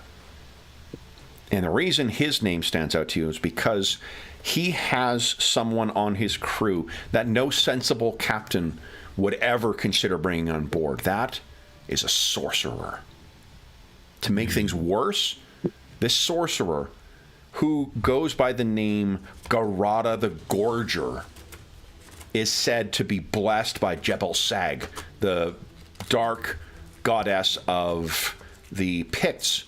And he's come from what are said to be the cruelest of the cruel Pictish tribes, the Sea Tribes. Garada the Gorger is said to have the spirit of the shark in him. I should tell the rest of the group. This could be Captain Harkoof and his evil sorcerer's work. So he says this while his arm still bleeds. You don't take any damage or anything from it, but just to reflect how focused on your captain you are without even being injured or without treating your injury. Now, one of the ways you can do this, there's treating injury. Can I heal myself? I don't think you can. Let's take a look at healing. It's good at healing. But... Let's see. And if you use a fortune point to reset it, does that... It doesn't heal the wound, does it? No, like it's always treating wounds. Wounds only actually heal over time, Okay. like during downtime or carousing actions. But you can treat the harm. I'm just trying to remember how you do that. Recovering from damage. Here we go. Well, first off, anyone who's taken stress, so both Valerio and Sir Isidore, you can clear your red and blue bars respectively, or reverse. Then it is a... Oh, I think you can. This is very like holding a bandage in your teeth as you sort of pull it together. So it's it is a DR difficulty 1 test for healing. Do you want to do that yourself, Sir Isidore? If you spend a you only have 1 harm you need to treat. So Yeah, just go with the 2 dice. He's pretty good at it. Yeah. Let's see. Go ahead. There you go. Got your 1. All right, so you bandage up. You know, as he's maybe it's that stupid map that was left on. You grab that thing, wrap it around your arm. So you got a treated wound. If you're injured again, that one opens up, so you suffer stat things. So I'm not sure I'm sure there's a way of the character sheet because they are quite good to mark it as treated, not cured. Yeah, it says treated, so you can just perfect. make Awesome. it a 1. All right, so what do you guys do at this? Does Debango, is he able to ascertain that they came from upstairs? Does he know that? Most definitely. They all He came. goes charging up the stairs. Okay. You go charging up the stairs. You know where your captain was staying. I take it that is where you're headed? The door... if he thinks that... Yeah. The door is burst open. There's no one else Debango would care about up here, I imagine. No, he kind of wants to know where the source of What happened to where he was attacked Mwambo? from. You know, I really want to know what happens to that guy. Kushites, no. So you burst in time for this.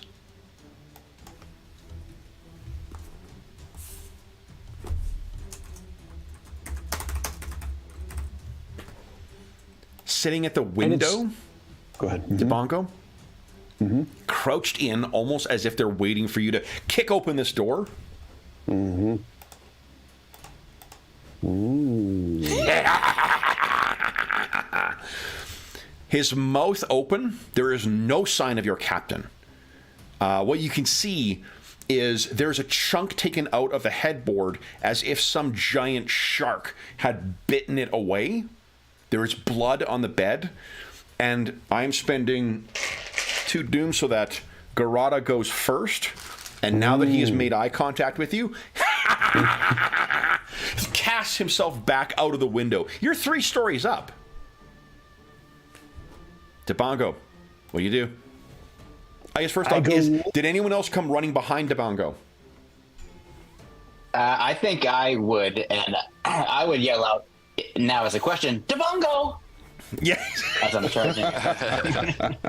He's become there's Groot. some words. Mark the time. It's an hour and 45 minutes into the session. Debango has become Groot.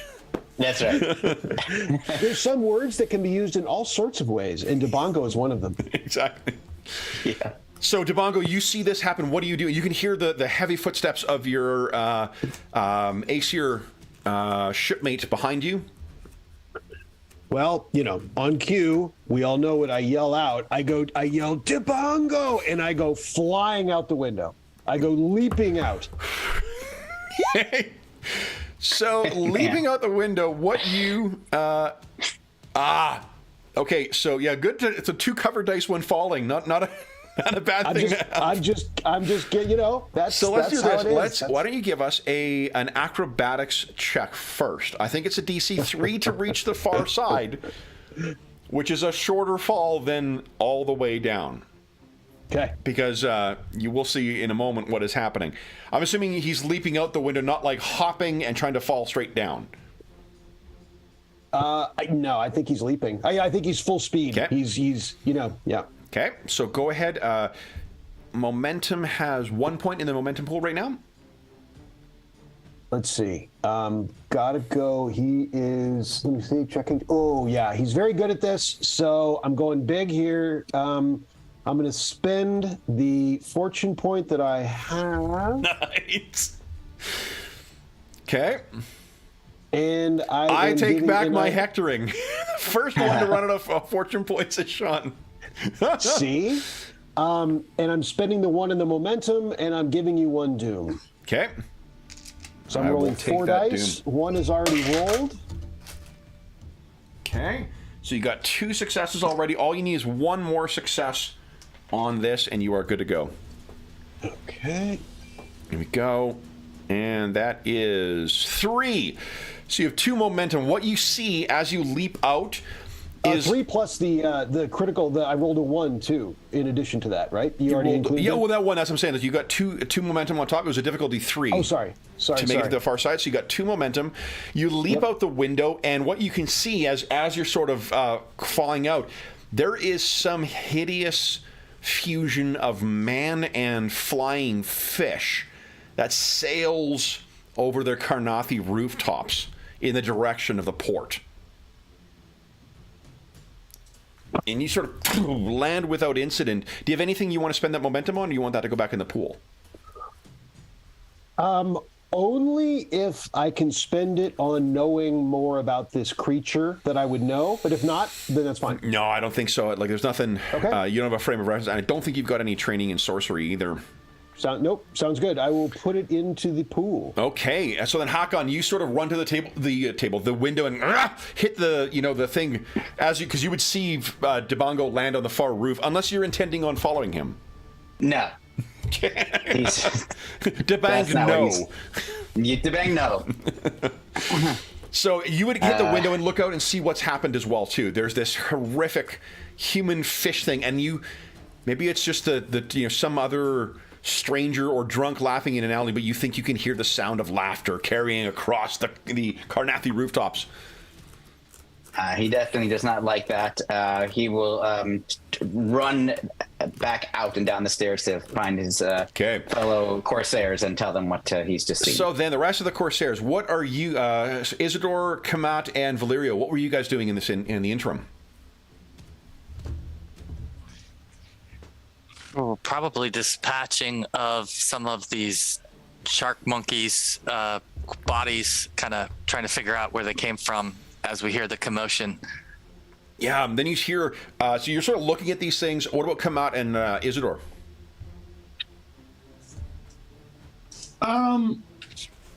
Probably she's like an opportunist, so she's probably seizing up maybe some of the bodies that have fallen, their purses and whatnot.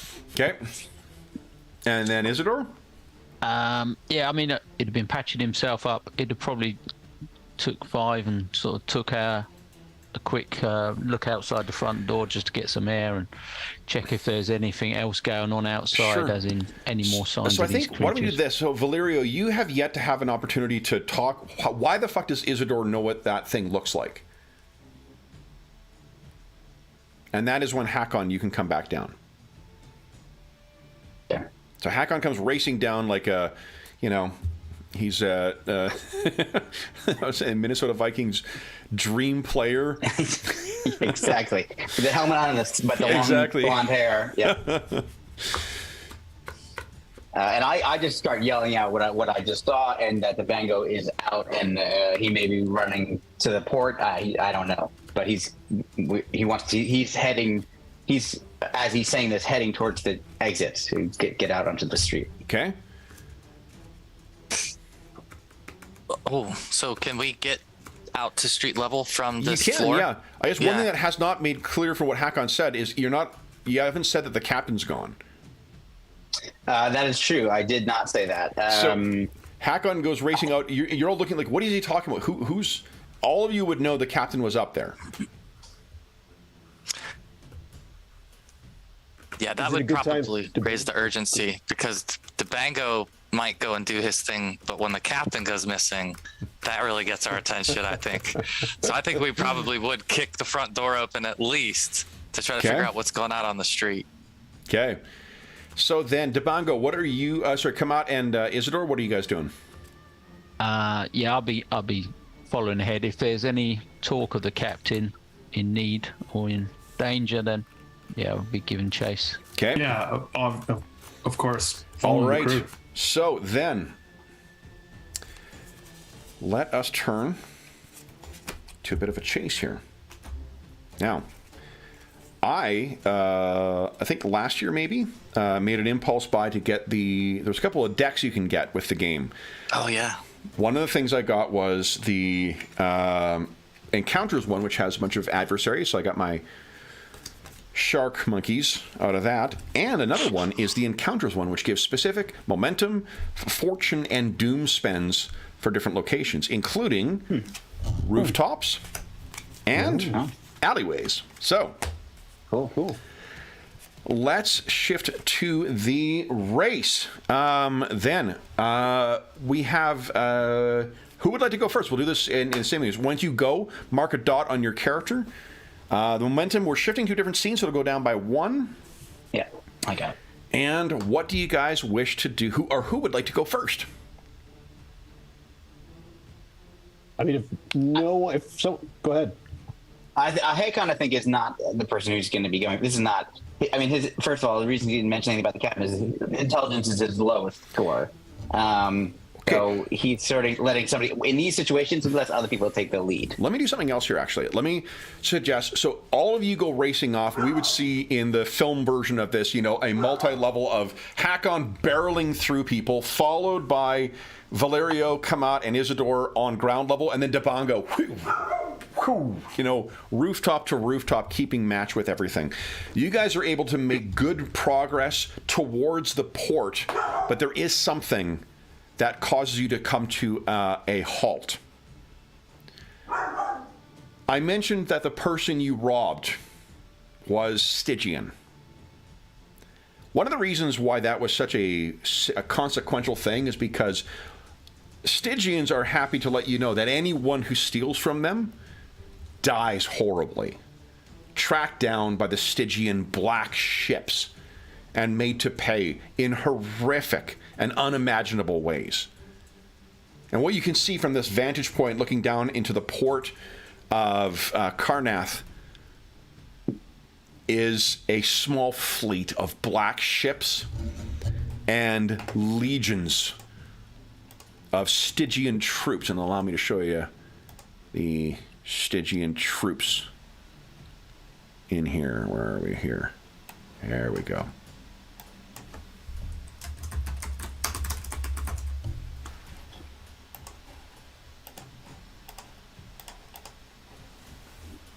Disgorged and making their way out into the city, surely in search of some. So, where you find yourself is on the precipice of entering the docks. There are hundreds of Stygian troops being disgorged from these black ships, and you can see it out there. Isidore, you be the one who recognizes. The Hell Shark is Captain Harkoof's vessel. It does not seem that anyone has paid attention or seized yet the dagger at dusk. So, first thing is everyone gets a fortune point. Second thing is, why don't we take our mid-session break now to give you a moment to consider what you wish to do next. Awesome. And then we will come back and see how you wish to try and save your captain. So, for those listening at home, we'll be back momentarily.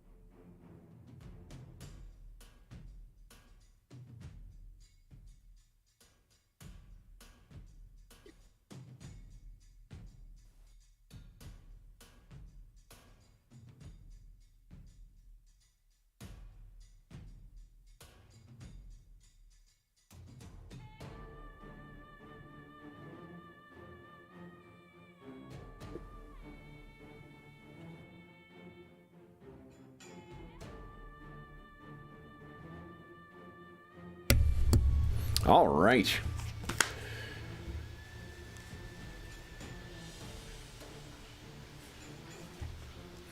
Okay. Oh, looks, we're all back. Look at that. Once again, the last back. Madison, come on. Jeez.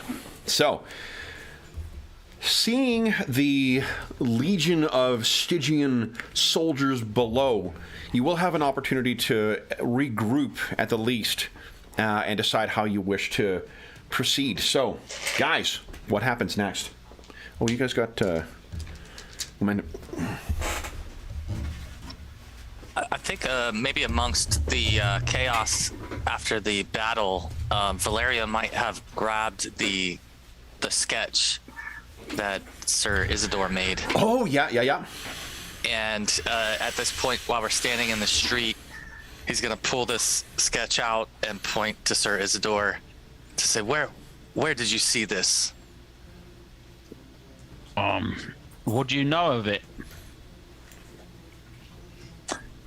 I know that I have seen it before, and that our captain possesses it, or perhaps it possesses our captain. Interesting. Yeah, you're correct. The captain does own it. So you have seen it as well? I have.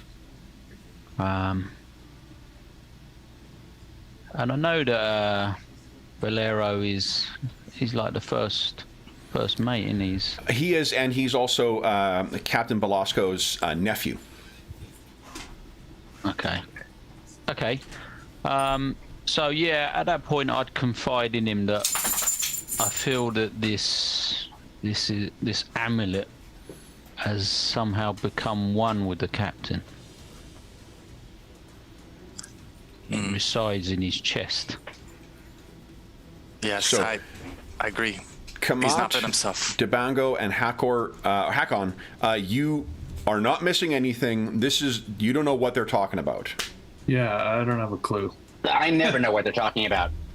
And I have Debango pictured as like, so he came out of the window and he went racing off, but then then his feet did that sliding thing on the street as he sees like the troops disgorging and all that. He's like, whoa.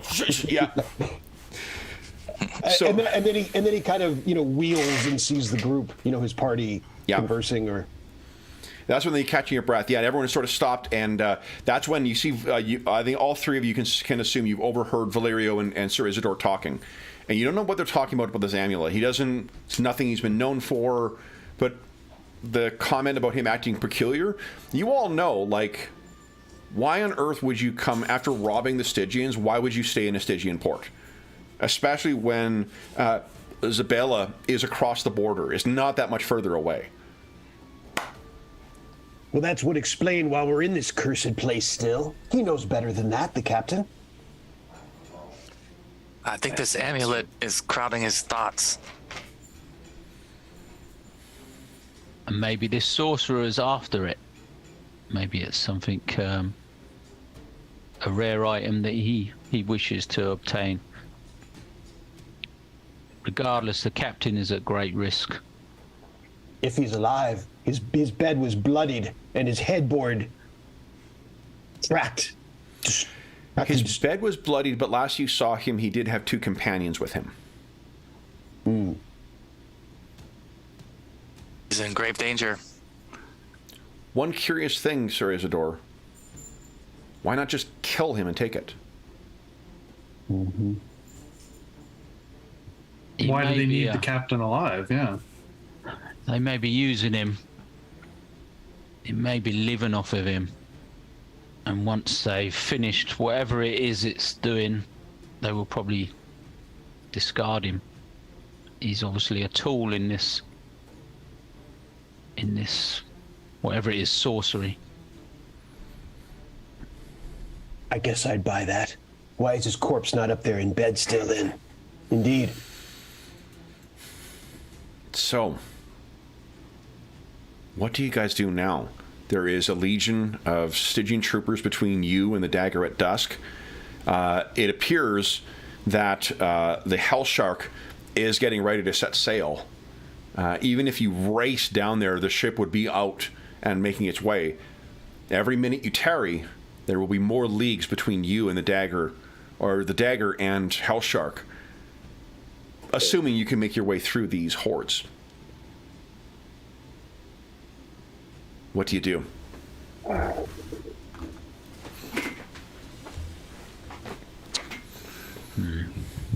First of all, I'm keeping an eye out for any Stygian soldier that might look in our direction. At that point, I think you can hear some of the troops coming so by. I'm constantly You push everyone into the alleyway. They all go walking past. I think we need a distraction. A big one.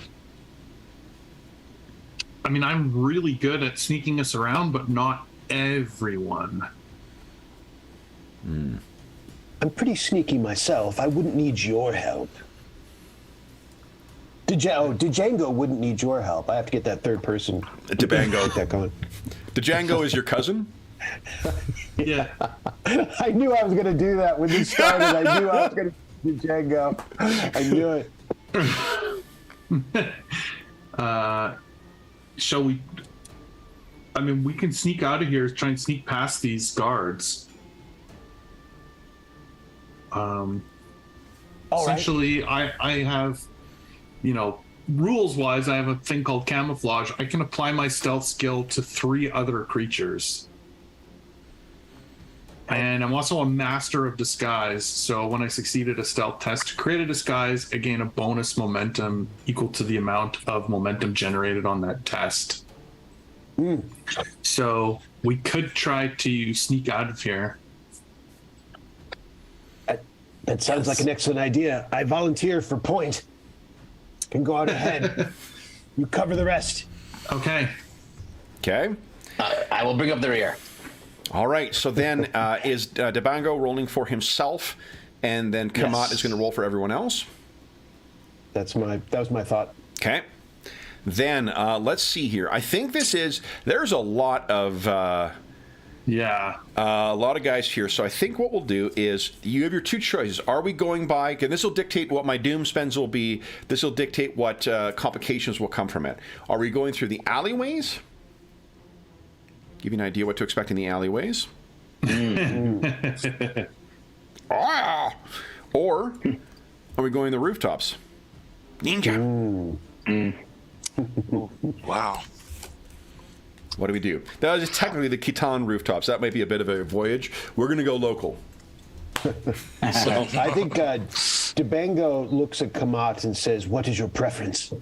What is your preference, Sneak Master?" Let's go above the. Let's go up high. Love it. Very good. Okay. I will say this is something I love about these 2D20 systems is it really encourages kind of like cinematic weirdness while it's still in the context of the actual game. It's great stuff. Yep. So then let's do this as a very short extended task. So Django, why don't you go ahead and give us so you're going to be making a stealth check. That may not be a surprise to you. No. Would you like the difficulty on this is going to be a 3, because there's a lot of these things in here. I wanted to give you 1 free momentum because you guys have elected to go on the rooftops. They have not thought that would be a reasonable path as of yet. So you will have 1 free momentum on this. Anything else you wish to do? Fortune. I will use that. Doom. I will spend the 1 in the momentum, and I will give you 1 doom for 5 dice. Doom. I also found my missing dice too. You can see it. Oh, nice. Got my name on you. Quickly, I don't think I have stealth talents, but I'm checking. Let's see. Oh, you just wait till you get behind the ship. If you get behind the wheel of the dagger, then we're talking. Okay, so I have acrobatics stuff if that comes into play, but right now not stealth, so here we go. Okay, so you're rolling 4 dice. Oh, and you didn't spend a fortune, that's right, 5 dice. 3, sir, 3. Whoa! And there we go. All right. Now, what is your agility? Or your agility? My agility is 13. Fantastic. Would you please roll? Do you have any of your damage dice that do 5 points of damage, or 5 dice? I think your dagger, I think with the bonus, might do 5.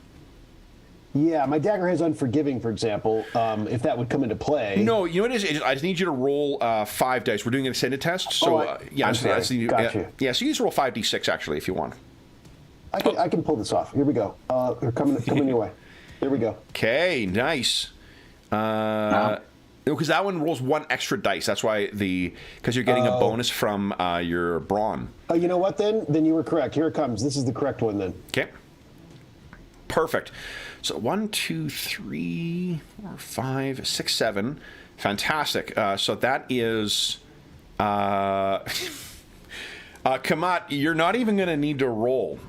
Debongo, with his... why don't you tell us, Debongo, how maybe it's your extraordinary... It's just like leaping from rigging, you know? Yes. And you guys he's whispering Debongo.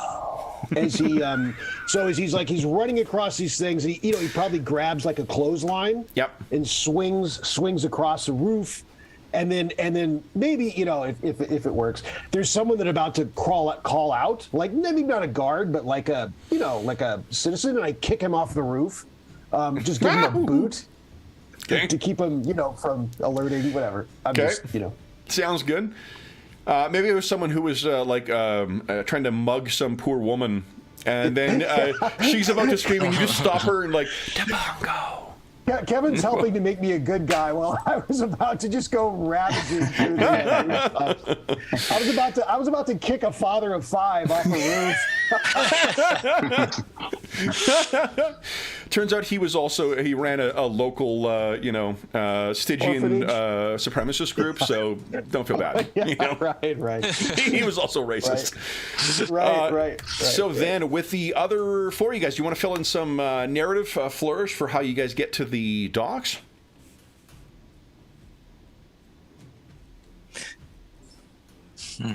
Or if anyone has... is just in the back there, and doing his best to keep an eye on where all the troops are, sort of in their movements as they're kind of doing whatever search pattern they're doing. So then what you see among their and pointing number... out, we should go to the left, we should go to the right. Here is someone you see among their number. Uh-oh. Seemingly in command of the troops. Oh. A sorcerer of Stygia. No good. And just keep me track of momentum. Did Debongo gain any momentum from that skill check? It was a difficulty 3. Okay, perfect. Thank you. So you hit it right on the nose. I think as Valerio is shadowing Debongo across the rooftops, he's trying to keep his eye on the Hell Shark, just to kind of get a bearing of how far away it's getting and perhaps which direction it's heading. So as you're looking towards it too, you hear from behind you, and you look. There is a storm coming in behind, rolling in over all of Karnath. Almost as if the winds are getting ready to carry this thing forward. Sorcery! Kamat or Sir Isidore, anything you wish to add? I mean, I just don't think that you see her at all at this point up there. It's just from the shadows of the chimneys to the, overhangs. She's just completely unseen. And perhaps that's what you're doing with everyone else, too. Debongo is the one who, everyone can see. Debongo! We're following him, yeah. And Sir Isidore? Yeah,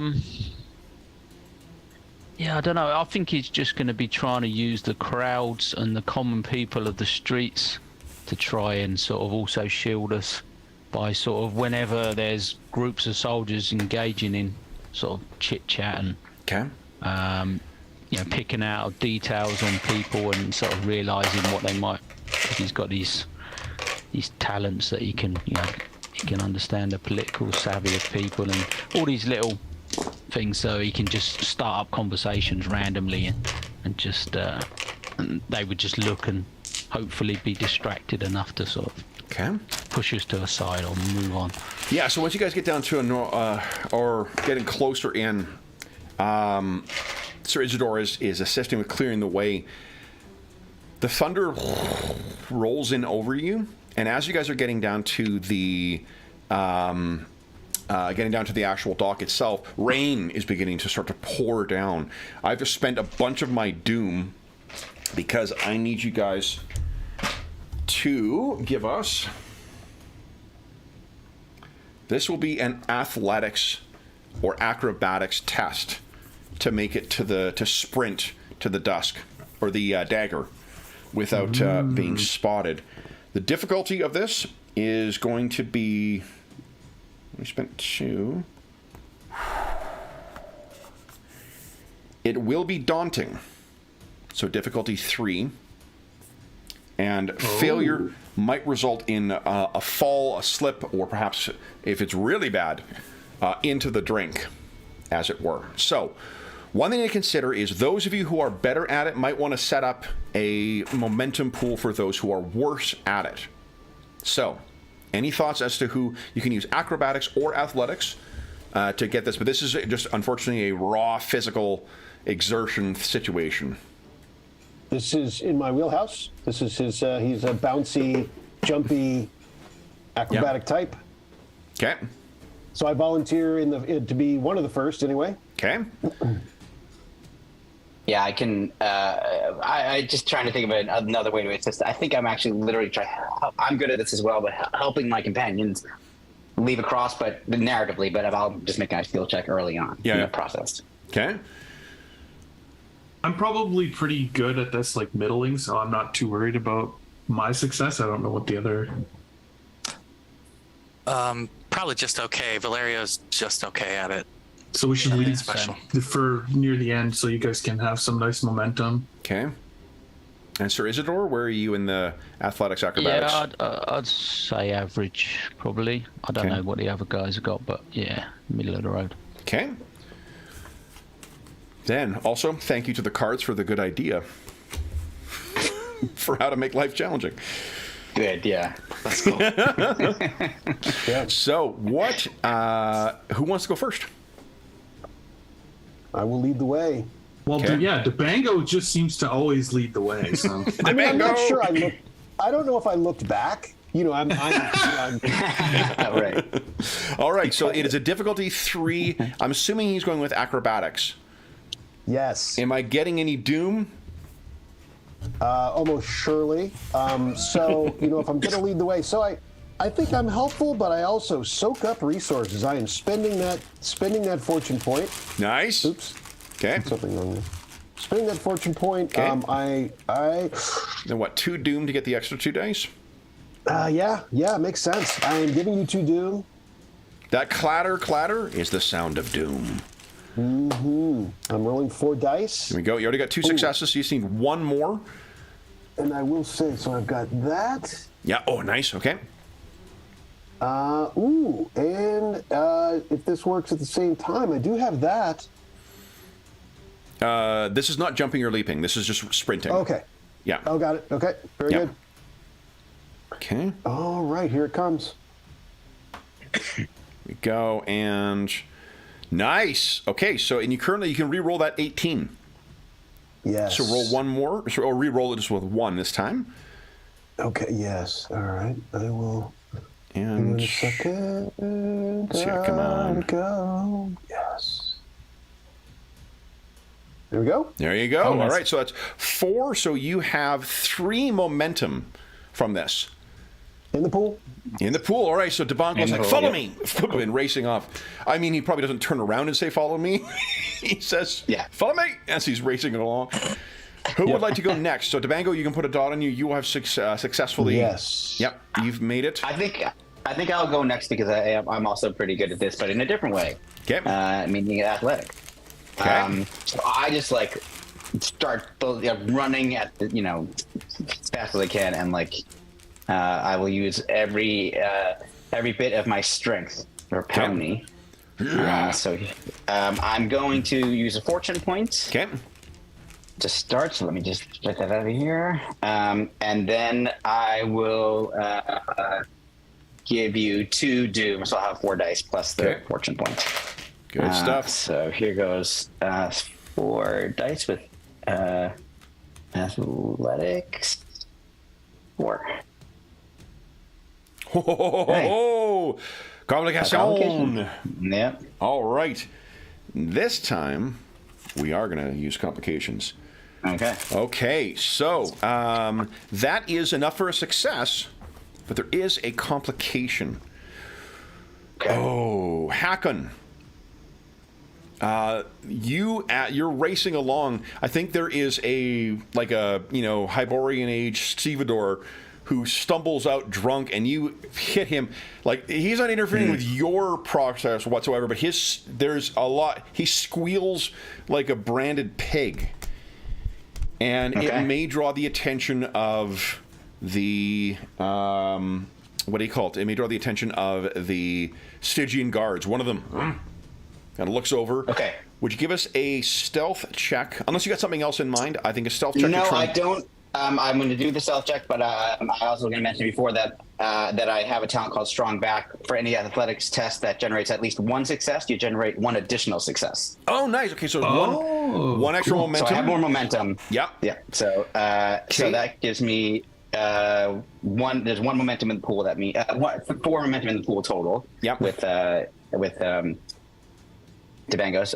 So I'm going to spend 2 of those momentum for 2 more dice. Gives me 4, and I'll give you 1 doom, so I have 5 dice. Okay. So I think I'm just stealth roll.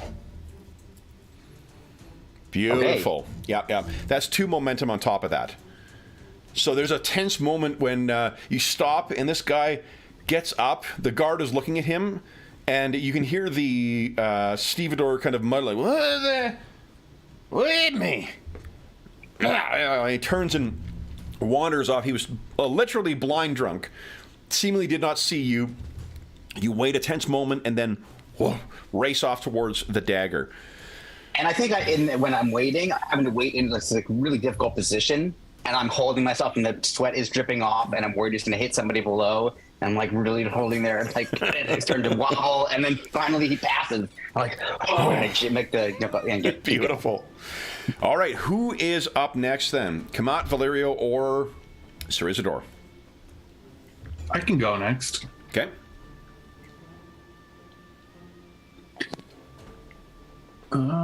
Athletics or acrobatics, and there is 4 momentum in the pool right now. Yeah, I'm gonna spend a fortune. Okay. Fortune. Yeah, you're sitting on a ton. Yeah, I got lots. Okay. And I'm gonna use. She's actually equally good at both, interestingly. But I think in this case, she's just gonna use athletics and race across. Oh, I suppose you could use your talent to try and help out both Isidore and Valerio. Right? Because my camouflage talent? Yeah. Oh, wait, no, that's stealth. That's stealth. That's stealth. I'm an Yeah, idiot. I'm an idiot. Yeah. Okay. Okay. None of my other stuff matters for this. Okay, and I will. How much momentum? We have 4, right? Yeah. Yeah. Yeah, I'll give you 1 doom, and I'll roll 3 dice. All right. I have confidence here. Okay, so you got 2 successes already. You just need 1 more. Yeah, exactly. Here we go. Nice. Oh, beautiful. Easy. So you race, sprint across, following Hakon's lead. That is 2 momentum. Yeah, 6 momentum in the pool. Holy smokes. Perfect. That's what we Valerio wanted. or Sir Isidore, who would like to go next? Yeah, I'll go next. He's still fairly confident in his athletic ability, so he's going to go with 1 fate. You know, guys, I noticed that I got a lot of Doom in here. Let's see. I wonder if I spend some of this. I do miss being in person with seeing the stack or pile of Doom. Yeah. So I'm spending some Doom. The Sorcerer and his legion have moved their way over near you. Are these ships being searched? Athletics and acrobatics are off the table for now, unless you wish to engage with the Sorcerer and his troops. You will have to find another way doing there. So, Sir Isidore and Valeria, you both look at one another like, what do we do? So what do you do?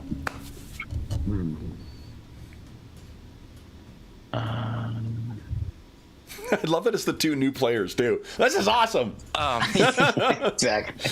So one of the things that the game really rewards is creative use of spells. Because the game is relatively flexible in its core mechanic, you can make really creative use of skills, and it's easy for me to judge how to gauge the success and how much it contributes towards whatever the goal is. So I was thinking Valeria may try to imitate one of the Stygian Guard to persuade them that they've already searched the vessel. Okay. Like, these have been searched, something along those lines. Okay.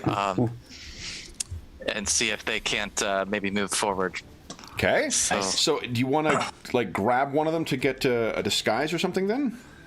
Yeah, if there's one that would be in reach or something that I could grab and then do a very terrible impersonation of, I will try to do that. You do have 6 momentum in the pool, and you've got some fortune points as well.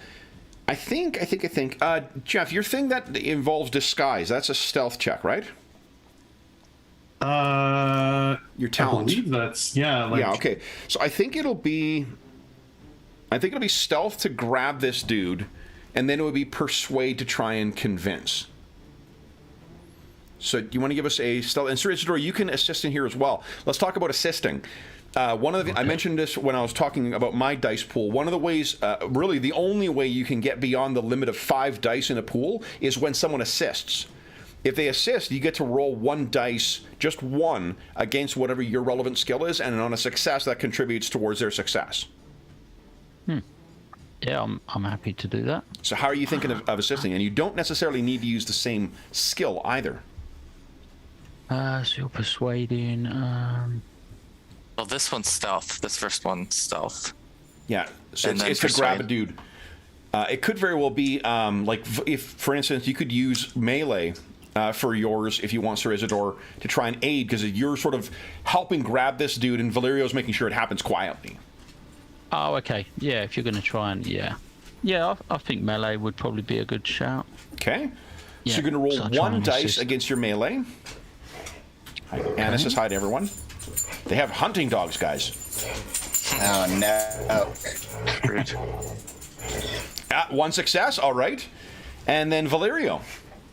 This will be a stealth check. Okay, Yeah, and 2 dice. I'll use 3 momentum, Okay.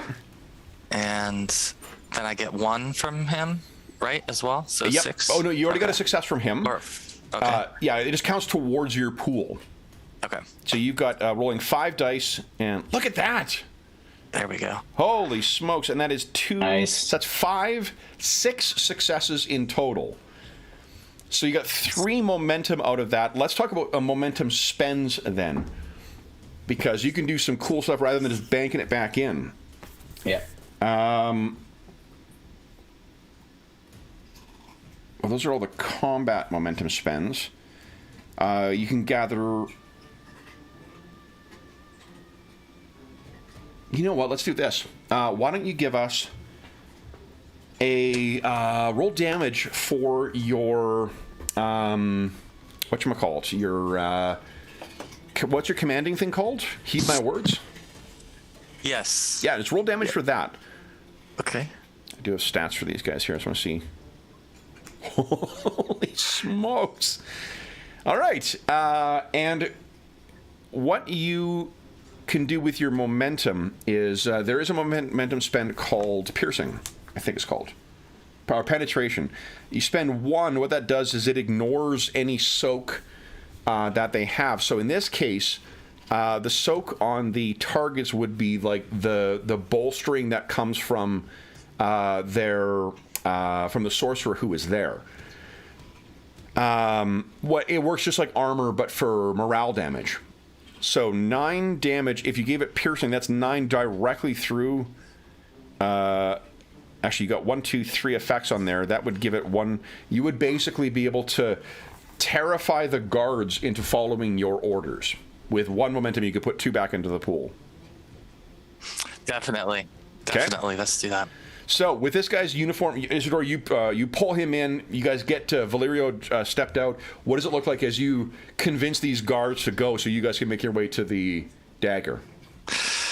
So I think he's quickly changed into this Stygian guard's outfit. He is stepping out sort of from behind the building, almost looking as if he's annoyed that they're stopping and saying, "Come forward. We've searched these vessels. They're not here." Oh, sorry, sir. And he'll just turn and keep moving, like trying to get as many to follow him away from that direction. So you start walking, Sir Isidore, you got a clear path. You don't need to make a roll whatsoever. You can get to the dagger, and then Valerio could just, like, turn and start walking away and then walk back to the ship. Yeah, I was thinking that he could potentially take me as, like, someone he's escorted that he's caught, basically, grabbed hold of, and he's taking him for questioning or... Sure. So we could then keep together and we wouldn't have to try and meet up or anything like that. So yeah, I'll just go along with him in his new uniform and just have me by the scruff of the neck, sort of taking me out of the way. All right. So how long is it that Valerio keeps Sir Isidore on the scruff before he gets to the ship, or is it all the way? Oh, I think he's gonna do it all the way. Just even when he knows no one can see, he's gonna. We can't stop now. We can't stop now. Yeah. Let go now. You can let go. Why did Belasco? Yeah. Why did Belasco tell him about this? About that amulet? So, with the rest of you on the crew, Debango has very quickly put the crew to work getting the dagger in order, but quietly. The storm has rolled in proper at this point, too, and the Hell Shark is nowhere to be seen, but surely you know where its destination is. Mm-hmm. Further up the Stygian coast. You need only catch it. So Sir Isidore and Valerio come on, or at least at first, I think, Hakon and Kamat, you see that for a brief second you think that Sir Isidore has been captured. He's being escorted by a Stygian guard. I started to pull my sword out. Draw my sword. I think Valeria's password will be Debango. Debango's got a big grin at that, really big. So you guys make your way on. Now, did anyone trigger their trait yet? Nope. Well, I don't know what you consider that at the. You said I was hunted, and I was spotted at the bar. Yep. So why don't you take a fortune point? Oh, beautiful. Anyone else have a complication from their trait yet? I was survivor. I mean, I don't know. Oh, so it need to be no. Yeah, it means a complication from that. I see. Yeah. No, unless it starts snowing. Yeah, yours is sort of, it's tricky to... So I'm dead. Although I did not like that woman's hair was snow-colored. Right. My deck collector. All great hack fantasy writers everywhere. Twist the prophecy to be whatever the fuck I want. That's exactly. But actually, hold on, Fate, this doesn't make any goddamn sense. I don't care. I need to finish the series. Yep. You died. That's right. All right, so then... With you guys all collecting up, so no one, you can take your dots off, guys. Actually, only Debango. Cool. And I lowered the momentum pool by 1 at the end of the scene. Tell me how you guys are getting the dagger out of the harbor, because this awaits you next. Holy. Oh man. and a sea full of sharks. And monkeys. Ooh. No, wait, maybe just sharks this time. So, maybe I'll make it a little smaller. There we go. Okay. So, what's the plan, guys? How are you getting out of the harbor? This ancient harbor. You're not going to need to make any rolls. Just give me a good narrative, and I'll be happy to say yes. Ooh. Although, maybe I should have my Doom Chalice ready. I think Hakon is sort of looking around to see who is supposed to be the captain now. Because there's a couple of possibilities here. And I think as far as escaping, like, this is just a matter of speed. Like, I think we just have to get out of here quickly. Not like there's no stealth. There's no, it's just like at great speed. And being a pirate, speed is always your one of your greatest assets, right? I mean, catching the other ships out there and overtaking them is sort of how you succeed. So that is most assuredly the advantage you have of the dagger. The dagger is fast. Yeah, so I think it is. Django says, come on, prepare fire arrows, and let's make our way. Your good idea, we'll race out, and you'll cover our exit with setting them ablaze. Excellent. Okay. I'll start unfurling the ropes that are keeping us bound to the dock. Yeah. I think it'd be muscle memory for the crew at this point. We would be doing all of the steps to get ourselves detached and moving. Yeah, so then, so Dabango is falling in with the troops as the bosun, and Valerio, you're giving instructions overall to everything as first mate. What are you crying for? She's very sad that the captain is gone. Or she knows what's coming. We all are. We're all heartbroken. So then, with this, Kamat, you, in spite of the pounding rain, if what you want to do is leave each of the ships, the Stygian ships with burning sails, I think you can easily do that. You're arranged as a 17, right? Yeah. Yeah. And with your small crew together, I think you've got a crew of naval archers. Don't cheer for the Stygians. They don't like that. Get your boat. Yeah, so then you guys are easily able to make it your way out into the sea and in chase of the hell shark. So, to catch the shark is what you will need to do here. So, let's talk about the weather. And Anna just about knocked over my Doom Chalice. Hey, Goober. Good job, Anna. You don't remember how many. Thank you. She's secretly on your team. That's sweet. Yeah, well, she was there when this adventure was written, so she knows the horrible things you're about to do to us. So. Okay, so then there are 3 effects here. Oh boy, with these this storm. Yeah, the sea is furious. Waves smash into the hull, sending freezing sheets of water swirling over the decks. The voyage itself is... Yeah? She doesn't like the way this is going. She really is on your side. So it's going to be a difficulty 3 because of the weather. And as... Oh, boy. There is near panic from the crew. So at the end of each cycle, what you guys will need to do is everybody will need to make a challenging athletics test. Failure means that they take mental damage, so it's wearing down the crew as they're going. And on a... if they happen to roll... These are not Zingarois. No, Zingara is fairly far north of here. That's actually why I think Valerio's the only one I remember to put the regional thing, because you get this as part of the character generation, but they're like almost all of them apply only when you're at home, and I'm like, we're playing in Stygia, so I'm not going to bother putting these in because give you traits that are never going to apply. So what it means is at the end, this is going to be another extended test. At the end of the pass, the crew will need to make this test. So if you guys want to plan for ways to make things easier for the crew, you guys can try and do that with some of your successes or some of your momentum. So it is going to be a piloting check at DC or a difficulty of 3. But Debango, you have a number of, because you were going to be the one at the helm, presumably. You have a number of things. Let's see here. Your navigation allows you to ignore. Oh, you probably did you fill these in? Catch a wind. So decrease the difficulty. That means the difficulty goes down to a 2 when you're piloting Debango.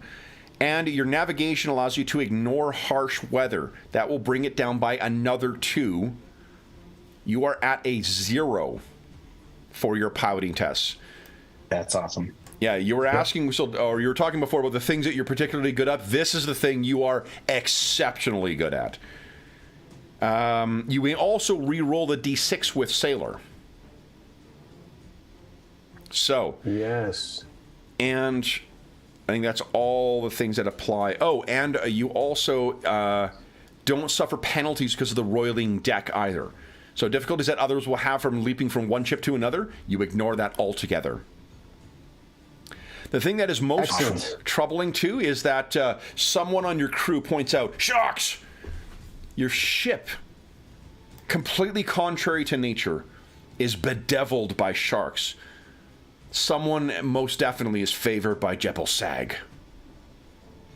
So, how do you guys want to handle this? You know, at the end, once all 5 of you have taken a turn, the crew will need to make a DC 3 athletics test. They are currently sitting at a 2. They'll start with 2 dice on this. And we can use some momentum at the end of this whole extended task. We can give them some of our momentum to. What I would say is that we'll still. This isn't in this one, but in other versions of things, you can create truths. You could spend 2 momentum to make things easier for them to draw on. So it could be like a command test, try and like rally them. You can also use it to do effectively more like extended tests. There is a matter of you doing damage to what you're trying to get to, right? To catch them. Yeah. It has a difficulty scale, and then you're trying to get different milestones to sort of make your way there. You can also use that on this voyage as well. So I'll let you guys decide how you want to do that. These are going to be fairly linked to what skills you're using.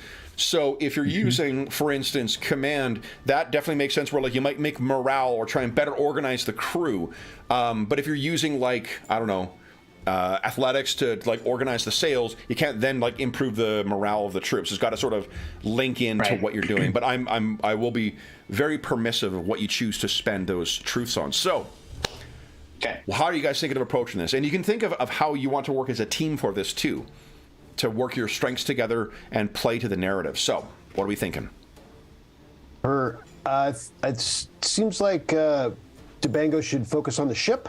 And so maybe he starts by driving the ship out of the, fly, dagger, fly, as we, try you to watch those sails kind of flutter, and then whack, the wind just hits them like a force, and the whole ship just leans forward. And the thing, this is where Debango really, as an unparalleled bosun, is just keeping that crew in, everyone in line. That's what your real role is. The captain gives commands. He doesn't motivate the crew to try and, come on, do this stuff. That's where a good bosun comes in. And that's where Debango really excels, is getting everyone to get Valerio's commands. Listen, I've assumed that this is the case, guys. Do I have it wrong that Valerio is the one who seems to have fallen into the captain's role? Yeah.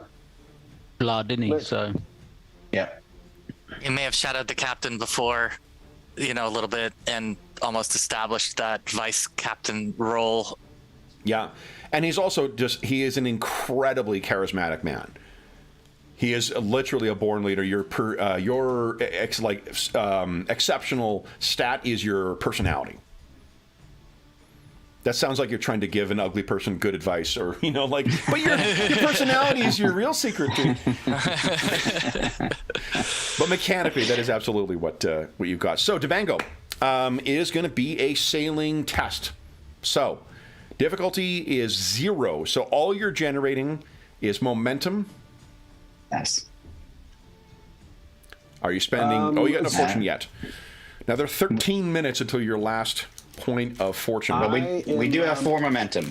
Yep. Cool. So I'm spending 3 of it. 3 of it, and then do you wish to give me any doom? Well, that's it, right? I'm maxed at 5 dice at that point. Oh, yeah, 3. Or- Yeah, of course, yeah. Yeah. Can I aid him? I'm sorry. Yes, you can. Yeah, why not? Sure. My bad. Yeah, Kind of quick there. I'll aid him. I'll let one of you aid on these things. So, and what are you using to aid here? I think sailing, because I have the ability to reroll on a sailing nice. test as Awesome. well. So I'll try that. So then, Devango, you can actually re-roll one of those as well, Okay. Yeah. because you're Got a 19. 19 on there to reroll. Yeah, and then Devango or Valerio, go ahead and give us a one roll against sailing. Okay. Okay. Nice. Nice. Okay. So Valerio is granting 2 successes to it. You got 6 total so far. One more from Devango. Oh. Yes. Complication. All right.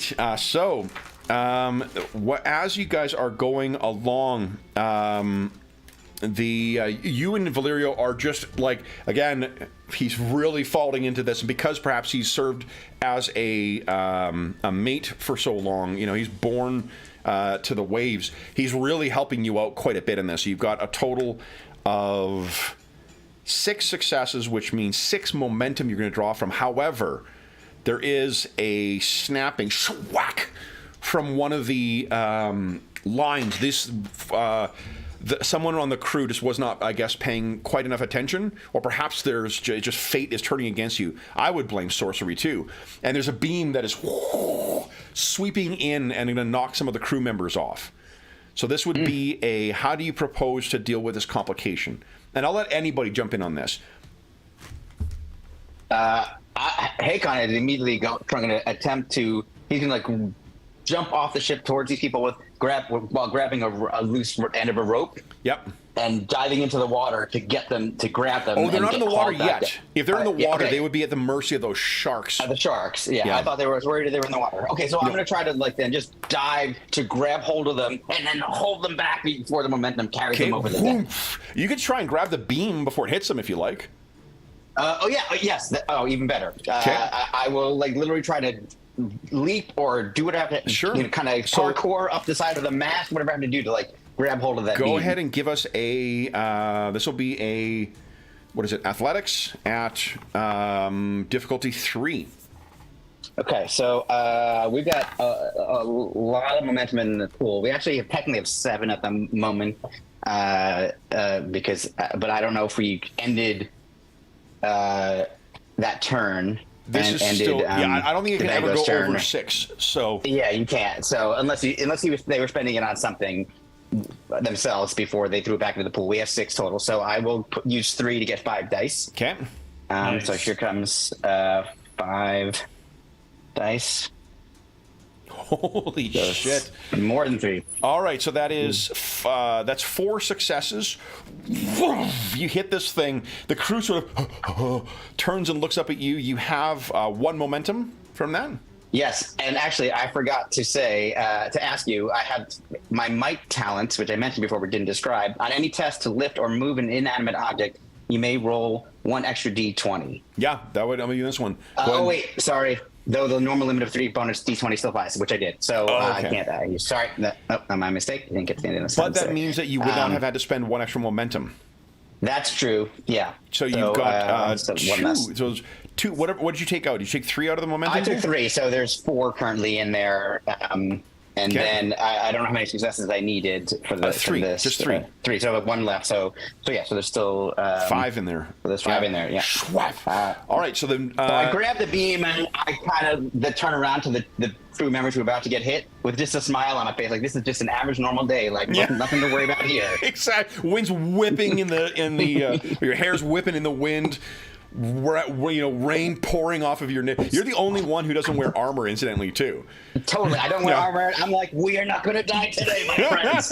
I just love the idea of the Nordic dude on vacation down south who's just fucking beat red all the time because you're constantly sunburned.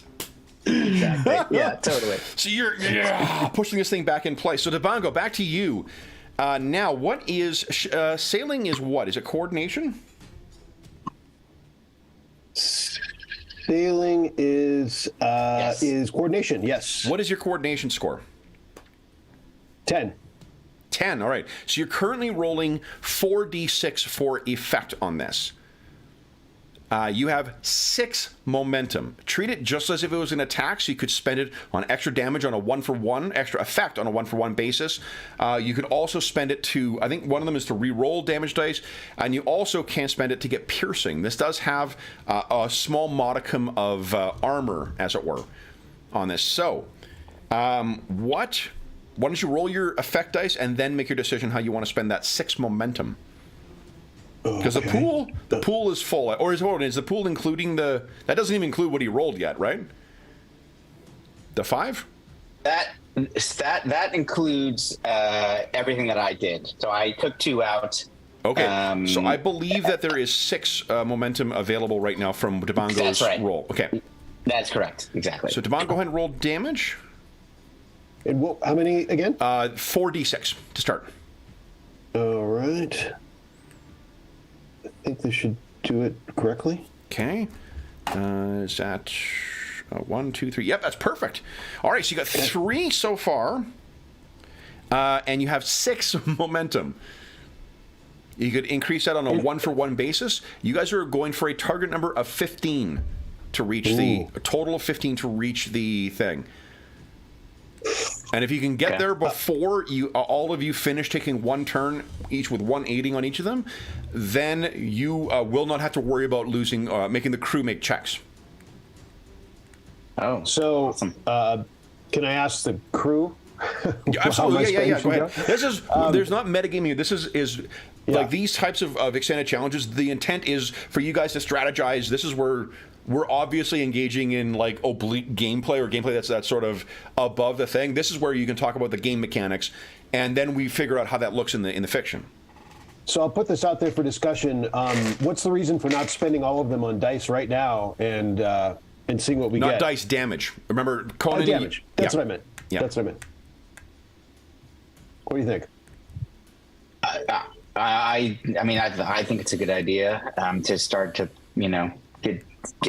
reduce the number we need to get to so that we can get there quicker, so that the crew doesn't make that roll. So if we can generate more momentum, which I think we can, if each person's doing the best, that they're the thing they're best at, I think we can generate more momentum. So makes sense to me. Yeah. Go. All right. Okay. So I'll spend all the momentum on damage. That is, you brought it up to a total of 8. You guys are more than halfway there. The crew under Debango's direction and Valerio's command is just working in perfect unison. The dagger, like its namesake, cutting its way through this storm. Again, I love this game because it gets me indulged in the yellowest or purplest of prose for descriptions. Who would like to go next? One person can take an action and one person can assist that. Sure. I can go. I have an idea of what I would be doing. Okay. I see Kamat as like the eyes of the ship, like up in the crow's nest or whatever. So definitely using observation to, guide the ship through, the storm, so to speak. So, I don't know if anyone lightning crashes, and you see silhouetted against this form, this statuesque woman, hunched, and her eyes, dark eyes, trained out across the stormy seas. Anyone want to assist, or anyone have a pitch for how they might assist that?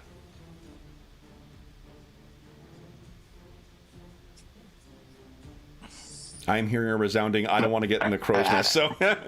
Yeah. I mean, Debango's busy, right? I've already spent my... No, you can each, because this is happening over time. You can each take one action, you can each assist once. Oh, okay. Yeah. Well, Debango's good at this, so he's in then. I mean, he's happy to. That's a good thing for him. Okay, so what do you do? Observation? Can assist that way? Let's observation, or you mentioned the crow's nest. Would it help for me to get closer to that, or would that interfere with? Either way. I think that. Let me think here. I think here's the acrobatics thing: is that you're keeping her vantage clear, because these sails are being truly tasked with this, right? Oh boy. Anna didn't like that suggestion, but I'm going to let it fly. So why don't you give the assistance with so rolling 1 dice for acrobatics, Okay. Devango, and then we'll turn to Kamat's roll. And You go. there you go. Okay, Nice. so 1 so far, Kamat. You're rolling against a difficulty of 3 here. So the 3? threshold for you is 3. Yeah, Devango was so good because of his Okay. amazing sailing. So, Yeah, I'm gonna spend one of my points here. Okay, Of course. Fortune. okay. I'm gonna write that at the top because I always say fate for some reason. Because we play like a zillion Well- games, so I mean, Exactly. And yeah, give him the Doom. You know what? there's Doom. always no momentum. Yeah. Yeah. Doom. Okay. I'm all about the Doom. You get 2 Doom. Nice. Okay. Let's do the full roll here. Let's try and succeed. Observation. Where the heck are you? There it is. So 4 dice. Okay. Holy nice. smokes! Yeah. That is 5 successes on top of the 2, which means you have a net of 4 momentum. Now, observation uses awareness, I believe. What is your awareness score? Awareness 10. 10. So you're rolling 4d6 to start for Yeah. effect. So go ahead and roll 4d6. Okay, I'm gonna just roll those 46. I'm gonna pass the momentum on. I like the idea of observation, like you Okay. know, helping everyone else. Yeah, with yeah. their So 4 in jobs. the momentum Yeah. pool. That's great. Cool. And that is, oh fuck, it's only 1 which doesn't get through the armor. This doesn't progress the thing at all. But you could spend, because you decide on your momentum, you could spend 1 momentum to re-roll any number of dice in your damage pool. Oh. Yeah, why don't I do that? I'll spend 1 of the momentum as a And then what do you want to just 'cause re-roll that's- all of them, or do you want to re-roll only those ones that got 0s? Oh, I can keep the 1. Yeah, yeah. You choose how many. Yeah, let's keep the 1 and just re-roll the 3 4s. Okay, go ahead. So it's 3d6. All right, here we go. There Oh, you go. yeah, that's the opposite. You guys Awesome. are at an 11 now. That's Yes. beautiful. Okay, so then who would like to go next? Yeah, Isidore would like to use his fortune up. So he's going to try. This is a bit of a stretch, this one. Like it? So he's going to try and use his linguistics to get in with the rest of the crew and speak their language. You know, they start Okay. giving a bit of bad mouth to Valerio because he's a temporary captain, and you know he's just getting in with them, and he's going to try and help out, like on the front line sort of thing. Okay. So why don't you give us that will open up some different momentum spends then, I think, for assisting the crew. I suppose the outcome of your roll. Before you roll though, does anyone wish to assist with that? I think Valeria will assist. Maybe Has there are Valerio some. assisted yet? I think he did at first, right? Oh, that's right. He did with the sailing check. Yeah. Never mind. So Hakon or Kamat? Right. I guess that wasn't an assist when I. Yeah, that was just feed. that was a response to Right. what do you call it? Complication. which is a pretty underwhelming way of describing, murdering boom swinging in a storm. Yeah, that's a complication. So Kamat is the other person who Jeff. You Yeah. is this it? Right? What do you have something that I can come up with something, but this is something And that actually, makes Hakon's sense got a to you, kick-ass personality as well. That's his one of he's not as personable as Valerio, but Yeah. So that's where I can help in that kind of way. But maybe you have something better, Jeff. I don't have anything off the top of my head right now. Jeff, let me put this way: the last person who's going to make their check then will be Valerio, and you could assist Valerio in some way, perhaps. Yeah. Okay. Perfect. That works. Great. Okay. That works for me too. Okay. So I see this Sir Isidore, who is like literally the polar opposite of me, is trying to get in good with the crew. And one of the things I know is some of the crew don't respond to words, just actions. Okay. So he's gonna come, in there and like kind of back up Sir Isidore, like yeah, you're right. Let's do that. And then picking up huge things and moving them around, like it's easy. And like I'm I'm getting hit by waves purposefully, and I'm not getting knocked off. And so I'm just trying to sort of, I guess, persuade maybe is the. Sure. I mean, I'd buy that or your athletics. Or athletics. Okay, yeah, maybe athletics they're about the same. So athletics seems to probably make the most sense. One dice in whichever one you think is appropriate. I'll go with the athletics here. So here goes one die. All right. Success. All right. So there's one going in. So then Sir Isidore. Oh, and however, when I make my strong back, if I get an athletics test, generates at least one success. You generate one additional success. You're not making the test, though. You're assisting a test. Oh, okay. Yeah. Okay, perfect. Okay. I think. And so one, yeah. Yep. Okay. So then, Sir Isidore. You're so I'm gonna, 2 dice? Yeah, I'm using one fate, or fortune, sorry. Yep. I'll add 2. Guys, just wait till we start playing Warhammer Fantasy 3rd Edition, which has 4 narrative metacurrencies, and with optional rules, introduce a 5th. So I'll use 2 momentum and 1 doom, and I'll roll all 5. Okay. Yeah. Here goes 1 doom. My ears perked up. Okay. Wow, that's interesting. That is really interesting. Okay. That is, first off, let's deal with the positives. Wow. The positives are that that is 1, 2, 3, 4, 5 successes, plus 1 more, so that's 6 successes. So you have 3 net so far. Okay. So before we deal with the consequences of that, let's first deal with your what do you call it? Let's deal with the outcome of this. You need 4 damage, and there's 1 point of armor on it. So you need to roll 5 damage from this in order to catch the Hell Shark. Isidore, what is you use linguistics? What's your intelligence? It's a 13, isn't it? 13, yeah. Yeah. So you're going to roll 5d6 on this. Okay. Wow. Okay. 1, 2, 3, 4. So you have 4 right now. On a 1-for-1 basis, you could spend momentum to do extra damage. You need to do 5. You need to do 6 in order to catch him. No, you need to do 5 in order to catch him. Yeah, I'll just put in the extra. Okay, that leaves 3 in the momentum pool. Yep. So, guys, you've seemingly whatever you and Hakon has done exactly what you intend. I'm going to have to spend a little bit of doom on top of that 4 doom that I got to do what I'm about to do. You took all the doom. Okay. Okay.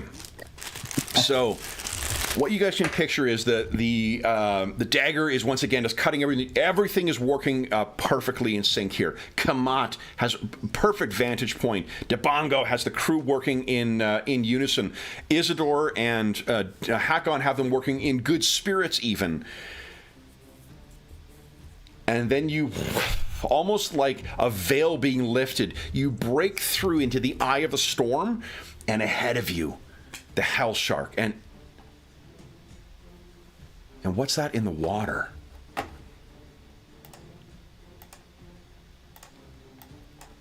Let me show you. Easily 1.5 times the length of the dagger.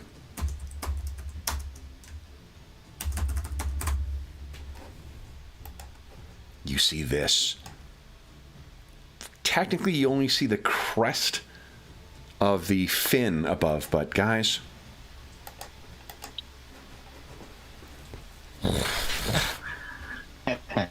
I like the title. Nice title. Genuinely have an issue with sharks. I have swum in the ocean of precisely 2 times. I would have swimming lessons in Winnipeg, Manitoba, and my brain would think shark. My parents let me see. They let me see Jaws way too fucking young. That'll do it. Yep. So that thing is out there and moving towards you guys. Let's drop into initiative. Okay, let me. So first, let me change look this up. momentum here. And this lovely thing is from the aptly named Horrors of the Hyborian Age book. Not Yeah, actually I was worried it was going to be Cthulhu. So Nope, don't worry. It's just a 45-foot long primordial sorcerer shark. it's worse. Yeah. Yeah.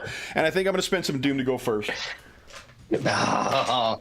Remember I said I don't want to see any fortune on the table at the end of the session? Well, is it? And are we at the hour point to? It is. It's 4 o'clock. Everybody gets that. Yes. And I get 5 Doom. No. Okay. There we go. Now I got to move my Doom pool up here because I got to spend a bunch of this crap.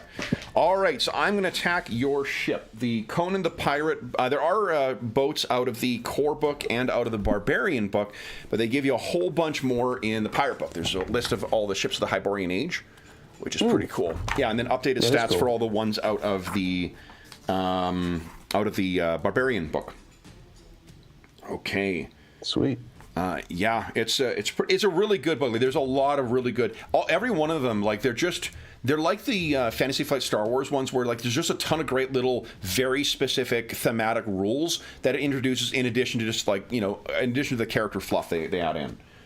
Yeah, I agree. And it's not like, oh, here's more rules that you add to every single session of this game you ever play. It's like, you're playing this kind of adventure right now, use these kind of rules. And now you're playing this kind of adventure, use these other kind of rules to give more flavor to it. It's really fun. Yeah. Yeah, that's cool. All right, so this thing starts moving its way towards you.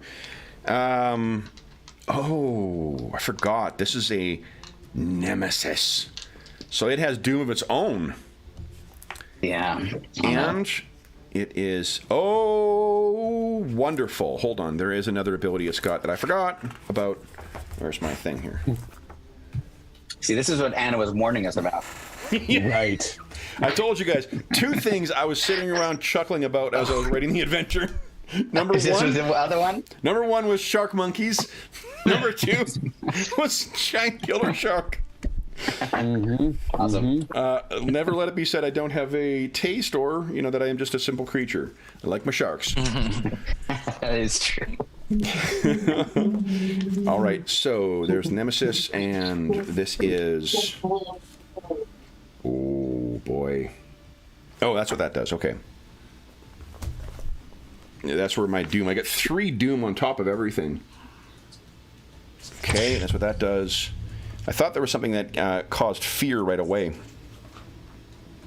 Well, that would just be cheating. So this thing is going to swim in. Well, I might as well put a health bar on this for all the good it'll do, you guys. You don't need a mechanic for the fear part either, by the way. Yeah. All right. Where are you here? Holy smokes. I mean, you guys can take them, I'm sure. Okay, C, but not edit. Worried. And below. Okay. I just check the temperature to make sure it's not cold enough to snow. And then it's got to be incredibly creepy. Like after God knows how many hours of like the worst sailing you can imagine, suddenly hit this moment of calm in the eye of the storm, and then this thing coming through crystal clear, still water. Great stuff. Okay, go Team Shark. All right, go Team you guys. Okay, so we start with 2. We're gonna spend some Doom. Get some extra dice in here. Let's go Doom. All right, so this thing is going to try and... Oh!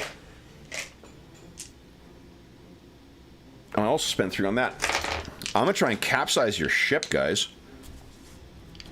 So this thing comes in. First, I'm going to try and do damage to your ship. So let's see here. Combat. Agility is 12. 1, 2, 3, 4. All right, so 4 successes. The ship is hit, and then I'll have to spend 2 dooms to take an extra standard action. You know, guys, you should really try and get a whole bucket of these momentum. This is just amazing. Okay. That's a good idea. We'll keep that in mind. Yeah. Next time. Next time. All right. Can I use a fortune to edit scene that Kevin's bucket spills? Anna did try and do that before. Yeah. And not with her nose. She was using a tool. She was using her bone to try and knock it over. Oh, that's great. So never let it be said, or never doubt that she's not on your side. All right. So I have just reduced your ship to half of its structure. But then, Oh my God. Dibongo, you can, as the pilot, why don't you give us... this is going to be a difficulty 4 task. Weather doesn't factor in, but you do reduce it by 1, so it's going to be 3 because of your amazing piloting. Okay. And you are going to, this will be preventing the thing from going over. Okay. Harsh weather, magical Oh, that impediments. was the wrong one. Similar. That was the wrong one. I meant to do the catch the one you just said. Yeah, the one I said. So it's down to a 3 because of your amazing stuff. So, would you give us a piloting to avoid this thing from tipping over? Or a sailing, right. not piloting. Sailing. Let's see here. And anyone could I am- assist with this as well, too. I'll let everybody assist with this particular task. Good. You want mean, I to go can- first? Yeah. I can jump in and try to help you, like, you know, keep the wheel from spinning or whatever you need me to do, like, physically, Okay. to try to Yep. keep the ship from... Go ahead and make an athletics check. Okay. Anybody else? Okay. Yeah, I think Valeria will help with some command, try to get the crew to rally around them. You have to the starboard! Starboard! Okay, Kamat or Isidore? Yeah, I think that Kamat is probably, already up high, so like tightening the sails to try and keep Sure. the So a sailing check? yeah. Okay, and then Isidore? Can I don't know. Can I pull in warfare to try and get the crew into the right positions to battle against this oncoming threat? Yes, I'll let them. So go ahead, give us a warfare check. So everyone's getting successes. I don't want to jinx this, but Yes. right now, as long as Nice. Dibongo gets 1 success, you've got 4 chasing behind that. So And he could put the 2 momentum into his... He could spend the 2 momentum as well, because the aids exceed the... Yeah. exactly. There's Exactly. no Do it. could about it. There's no could about it for Okay. Bango. I should have known. So Dibongo, you got the 2 going in from that. Are you doing it? Are you giving me Doom for the extra one? Yes. So Okay. you get Nice. 1 doom, 5 dice. Okay. Yeah, that's where we are. It's a no-brainer. It's important. In sailing, he's got a big target number. No-brainer. Here we go. Big money. Pretty good. 4 successes, which means 8 in total, which means 5 momentum. Tell us Nice. what it looks like as this huge shark smashes up as like it's some kind of rowboat, and the whole crew responds perfectly. What does it look like, guys? So Dibongo, for his part at least, he's not gentle when the action is afoot. So he's actually like booting crew members and throwing, get over there, grab that rope. And then, this is unreasonable. We're going over the top. And the wave and it comes and we're kind of like maybe settle over the top of it. Yeah. And so And the whole thing slides like as if it's drifting sideways as the shark begins swimming around. It's still engaged at this point, so if anyone wants to take actions directly against it, you can do that. So, my shark is gone. That means it's only heroes left to go. So, who would like to go next? And none of you have taken actions. Dibongo, you don't need to. That doesn't count as your action to avoid that. So, who wants to go first? There is. Everyone's standing on the side like you go in first. Okay, well, I'll go first because Go. I can shoot a volley of arrows from up high, so I don't have to Yeah. go down into the belly of the beast. Now, so I to don't know if speak. you were intending on being of making use of a mechanic, but you have volleys. You'll notice you've got 2 volleys on your character sheet there, Kamat. If you use a volley, it adds 1d6 to your pool, which doesn't count against your total, and it adds 1 dice of damage. Oh, It does use it up, though. Yeah, let's do that. Okay. And then what else are you spending, if anything? I can do. I have a marksman. You may spend a minor action before attempting a ranged attack to gain 1 additional momentum for the attack. Yeah. Let's assume if you incorporate them in, that's a good idea, Debango. If you can incorporate them into your action, assume you can have up to 3 aid dice from crew members, because you are each working with your respective members of the crew. So, come out. Okay. And there's how much momentum? 3? 5. 5. Holy Toledo. Okay, so I'm going to spend a fortune. Okay. So you have up to 4 other dice. You've got 3 aid from the other crew members who are firing. Okay, so that's archery or range, it's called. So you're gonna be ranged. You currently have 2 dice. You've got 1 extra dice from your volley and 3 extra dice from the aid. You still could give me 2, or you could still spend 2 momentum and top I'll yourself spend up. 2 momentum. Yeah. All right, Let's do so then it. you are rolling 8 dice. 8 dice. Okay, here we go. 8 Oh, dice. actually, hold on. No, that's not right. No. You're rolling 5 dice. 5. No, 6. Yeah, 5 dice, and then you're going to roll 3 against the crew member's skill, not your skill. Hold on. Right. Yeah. They don't get my. Yeah. So if someone archery. else could just roll 3d6, I'll tell you what their skill is in a sec here. 3d20. 3d20. Yeah. What am I talking about? Yeah. 3d6 sounds good to me. Oh, I think that's 3d6 amazing. And that's amazing, Valerio. So that's 3 successes from them. So go ahead and make. Nice, Jeff. Holy smokes!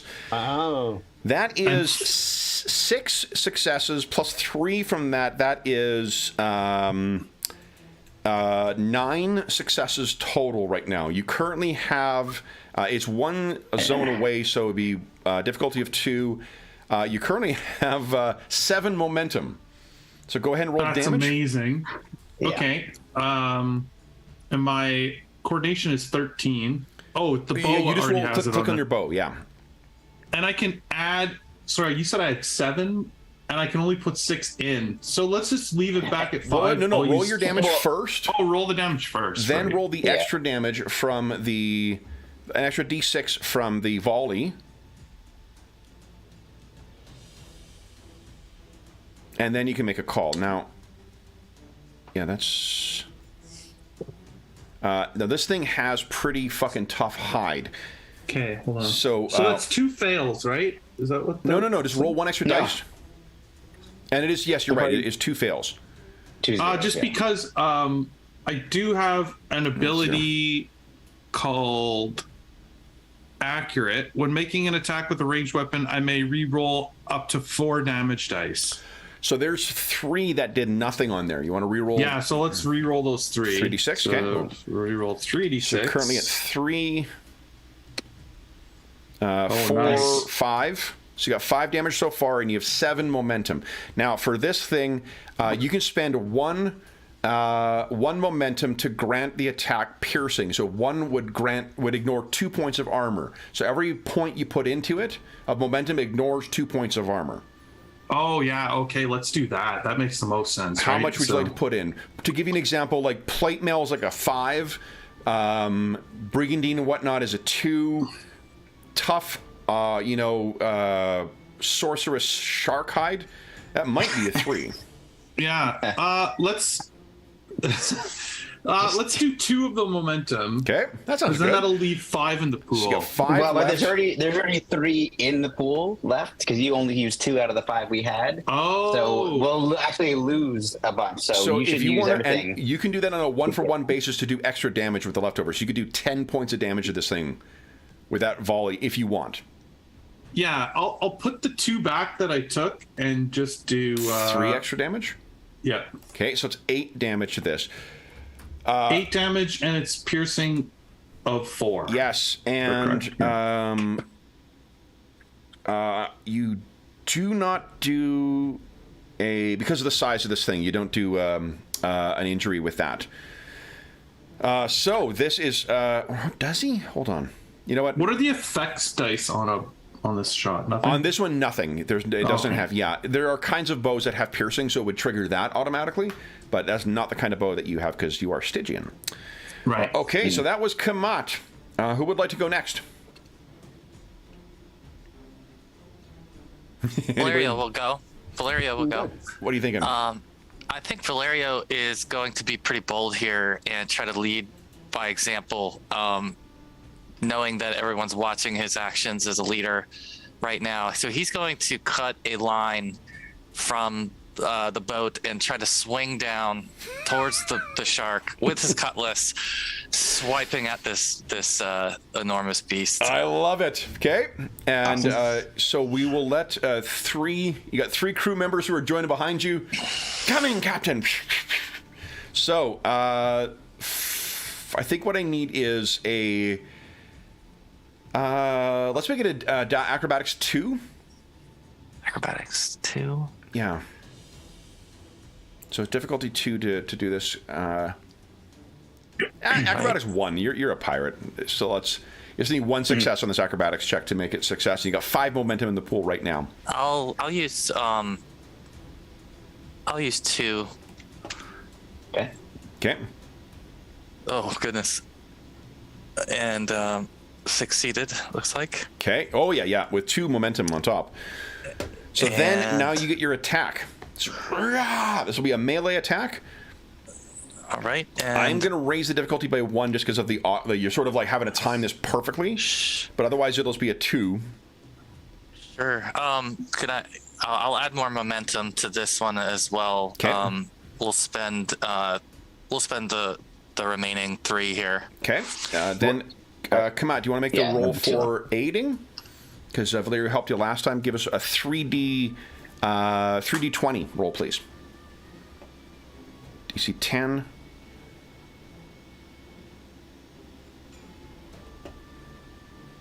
Oh, Jeff? Oh, sorry, what? Roll a 3d10 or 3d20. Oh. Okay. Only so that's 1 success though. So Valerio, now you have I think 5 dice in your pool. Are you spending any? You could leave 1 out and spend a fortune point if you like. Yeah, I'll do that. Okay. I want to spend the fortune, so we'll save a momentum. Cool. All right. Oh, complication. Oh. I think we call it pulling a Bruce. So let's spend to retaliate here to top up that complication. So Valerio, first off, let's roll damage for your thing, and then I'll make my Bruce attack. Okay. Okay, nice. And you have, let's see here, that was 1 success. You have a total of 5 successes, so it's 3 momentum you've got on this. You could spend 2 to get through its armor and ignore it altogether. And actually, that's 8 damage so far because the effect. Do you want to spend the momentum, or you want, because you'd lose? It's actually more effective to spend it just directly on damage. Yeah, I'll spend it on the damage. Okay, so then that is 8 plus 4 is 12. So it'd be 9 points of damage, but this thing is gonna browse up on you.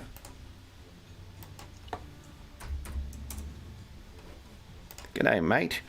Spend. Let's see here. That to get my max dice pool.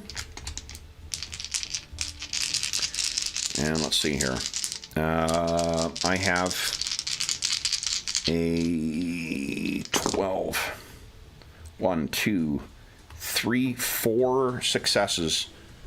Oh, fuck, 5 successes because it's a crit. I have 5 successes. You could try and defend against this. You have to give me 1 doom in order to do so, but you would need to beat me by 5. That is, you guys have proven that it's definitely doable. So what are you thinking? 1 doom, and then how do I? Then how what do you I do roll? is, I think it's either acrobatics or melee, and you're gonna want to try and get 5 successes to beat me. Technically, you want to get 6 successes because then I can't spend doom and beat the tie. Goodness, and we have 6 momentum. Yeah, I'll try it. Okay. This is. And you have fortune in your pool as well too, so you could grab some automatic successes. Okay, yeah, I've got 2 fortune, so I'll spend fortune. This is melee, so. Okay. So see. fortune, that means you could get up to 2 extra dice from that momentum pool. Yeah. Okay. You should do it. 4. So you're rolling 4. You got 2 successes. You just need 4 successes out of this. 4 out of the 4 that I'm rolling. Yep. Okay. You could get 2 on some of them. Let's see. That means I have 2 net successes on this. So I have 2 momentum. I'll roll damage here first. Oh. Okay. Let's roll damage first, and then we'll figure out what we're doing here. 1, 2, 3, 4, 5, 6. That's actually not a very good roll, but I'll spend Doom to re-roll 1, 2, 3, 4, 5 dice. Okay, so that's 1, 2, 3, 4, 5, 6, 7, 8, 9, 10 damage. I rolled 1, 2, 3. Hold on. I rolled 1, 2, 3 effects, which gives me an extra 9. So I do 19 points of damage. Now. Holy shit.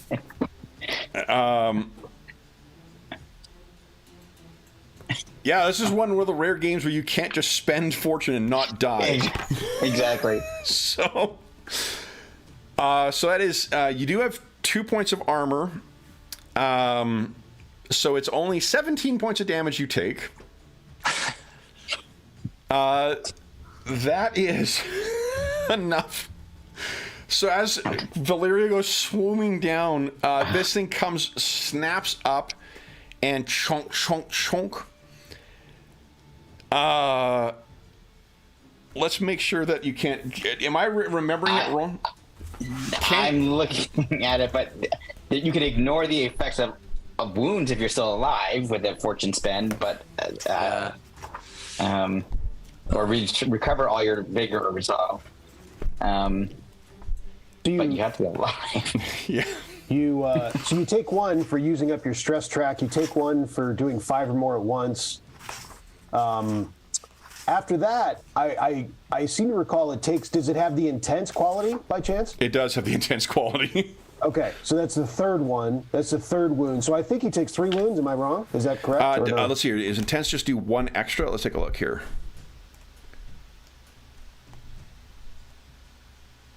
Yeah, I don't know if it's every increment of 5. Intense. If it's 1 or more harms, if an intense attack inflicts 1 or more harms upon the target, then it inflicts 1 additional harm. Okay. So let's remember how harms work. I've never had a character take this much damage in a single hit. No, I've not seen this. This game. It was a short tenure for Valeria. How many wounds can you take before you're dead? 4. On the 4th one, you die. Oh, Okay, let's see here. it's weird because they give you 5 boxes on this character sheet. Because the character who's taken 5 wounds is dead. Okay, Oh, like you can take 4 and survive? The 5th one kills you. the 5th one kills you. Yeah. Yeah, okay. So let's see here.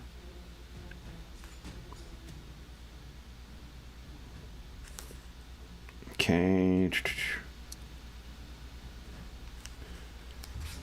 You will be avenged, though. Don't worry about that. Yes, and we will toast you too. By the way, I should hope this led to something better, bigger and better. Oh, you definitely have inspired, I think, the whole crew. So crazy things are about to happen.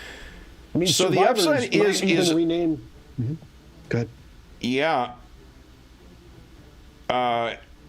If multiple of these conditions apply, such as 5 or more damage after soak and reducing it to 0, then each condition inflicts a single harm. So thankfully you're not like Sir Isidore. If this happened to Sir Isidore, he would be dead. 1, 2, 3 harms right now is what you take. So you great. are very badly. You can fill up your stress track, your vigor track, and you have 3 wounds right now. So it caps out. That's awesome. Yeah, and there's a way to for you to deal with that on your next turn, which is using a fortune to overcome weakness, which is ignoring the effects of all your wounds. Yeah, until the end of the scene. current scene. Yeah. Although I think also worth remembering that at this point, since your stress track is full, one single stress deals an additional wound. So you are right on the cusp of. We've been playing a lot stress. of Powered by Zweihander the last little while. Once you get down to that last tick, then we're real know like, oh, you have a strong breeze. Maybe you shouldn't have slept with a window open. Where do you mark the wounds at? I think it's on the character sheet underneath the Stress and harms. Yeah. It's about it's a second box or third box down. Got it. 3. So that is my friend, the shark. So Valerio, you get horrifically mangled by this thing, but you're able to get yourself free. And I think you're still hanging on, so you're swinging and landing in a bloody heap on the deck. Valerio has gone. Kamat has gone. I am, when I see Valerio get like eviscerated, I draw my greatsword as I start charging across the deck. And like maybe the ship is listing, and I'm sort of like going up a hill, and I leap off toward the to jump onto the shark. With spending a fortune to try to do that, if I can even do it. Yeah, no. I can't do it. Here's what the fortune can do: is that you will have 3 other Aesir jumping on with you, so you will have the same thing, the assist of them leaping out. So if you're spending your fortune point for that, there you go. Yeah. All right. So you got yourself and 3 other Vikinger on the back of the shark. Would you like to make an attack? I would. I didn't know if I needed to spend another fortune to make the attack. If that was a different action. You can make the attack. This is Conan. You can make. You absolutely can. Yeah. Okay, sweet. If you want to get the extra, the 2 successes on it, then you would need to spend an extra fortune point. And can I spend 2 fortune points in one turn though? Or? Yeah, sure. Why not? Okay, great. We're living large. Sounds good. So I like it. So I'll be down to 0 fortune points. You can't. I don't think you can on the same roll, but I don't know if you can't. But like that doesn't seem unfair to me to be able to blow through all your resources. Okay. I think that's because then it's not going to end well. Then So and then I got 4 momentum in the pool here, so I will spend. So with Death Blade, every time, whenever you make a melee attack, any momentum spent to add d20s adds 2 dice instead of 1. Nice. So I will spend, I'll spend 2 just to get the 3, technically. And so then, let me just mark that off. Sean or Darren, would you like to roll 3d6 or 3d20 for us, please? Go for it, Darren. Yeah. Complication! That's okay. Yeah. It's Bruce o'clock again. All right. So here comes my But that 4 is dice. so you got 1 extra success, and you got 2 from your thing. So go ahead and Right, make so I your got 3. Yep. Good thing I had it. Plus another complication. Another complication. I'm gonna take that doom back. Anna is displeased with me. All right, so I had 1, 2, 3, 4 successes in total. Yep. Is that enough to actually strike it? All you need is 1. So you got 3 momentum you're going through. So go ahead, roll damage. So I'm going to start with doing this, and I have Blood on Steel, which is when rolling for damage with a melee attack, you may spend 1 momentum in order to add the Vicious 1 quality to the weapon, or increase the weapon's Vicious quality by 1. Pretty awesome. So I'm going to do that, so it'll be Vicious 2. Okay. So let's see what happens here. Ooh. Oh. 1, Yeah. 2, 3, 4, 5 effects, which means plus 10. That's 19 damage back. So how much damage does an Aesir do with the longsword? Oh, as much as a 45-foot shark does. Holy smokes. Now, that is 19 damage. Do you wish to... And it's intense, which means you inflict 2 wounds with that. Yes. 3 wounds. What does it look like? You've robbed me of my Bruce maneuver, but what does it look like as you kill this enormous shark?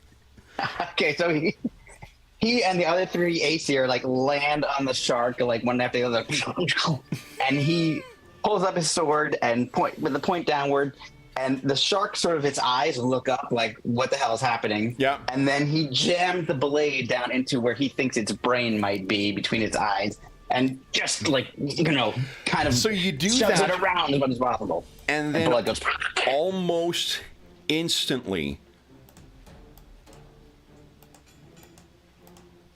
you were on the corpse of Garada the Gorger.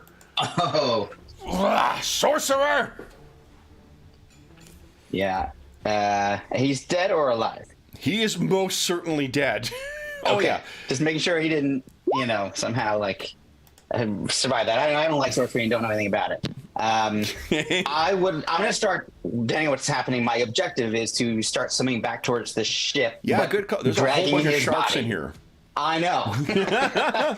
But the fortunate thing is, it seems that Jebel Sag has discarded. They're all sort of going in and tearing his bleeding, near bisected corpse apart. Okay, great. Then I will leave him behind to be the one that gets eaten. Okay. And yell to my yellow Aesir, to the ship. Okay. Then, Debango and Isidore, you have not made an action yet, or taken an action yet. What would you guys like to do? Well, Isidore, with his new sort of friends of the crew, are going to go on to rescue duty, throw in ropes overboard, Okay. trying to scramble the crew. Well, the guys that have jumped off the ship back on. Okay. So that'd be their first priority. If I might make a suggestion, we didn't actually put all the rules in here, but because there are some like ship-to-ship combat rules. But if Debango, if you wish to try and get the ship to close, you can certainly do that to close in on the Hell Shark.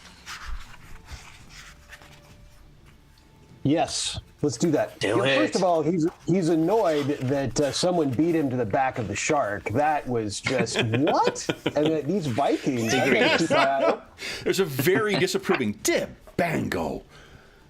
Yeah, exactly. Yeah, indeed. Yeah, and then and then of course he switches gears and fly, dagger, fly. Okay, so this will be there's an action, a standard action in the game called ramming speed.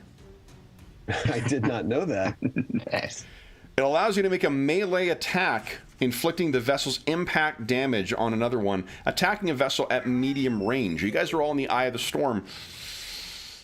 The Hell Shark is at medium range. I mean, since Debango was robbed of the shark's back, he just pivots that right into ramming speed. Yeah. Put a dagger in a shark. There you go. Nice. Yes. There you go. So then, would you kindly... This is going to be an average sailing test. But because of your sailing ability, or your captain, whatever the one is that reduces it by 1, this is a DC 0 sailing check. Catch the wind. Yes. So this is a 0. Your captain is your captain the one that allows you to re-roll sailing, or is that something else? Captain rerolls command. Command. Okay.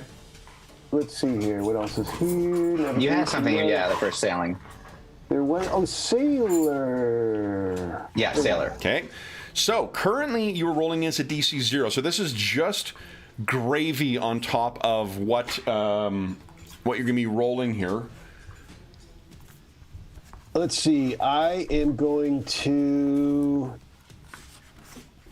Yeah, let's do it. So I'm going to spend the fortune point. Okay. Oh. Oh, nice. So that's 2 momentum already.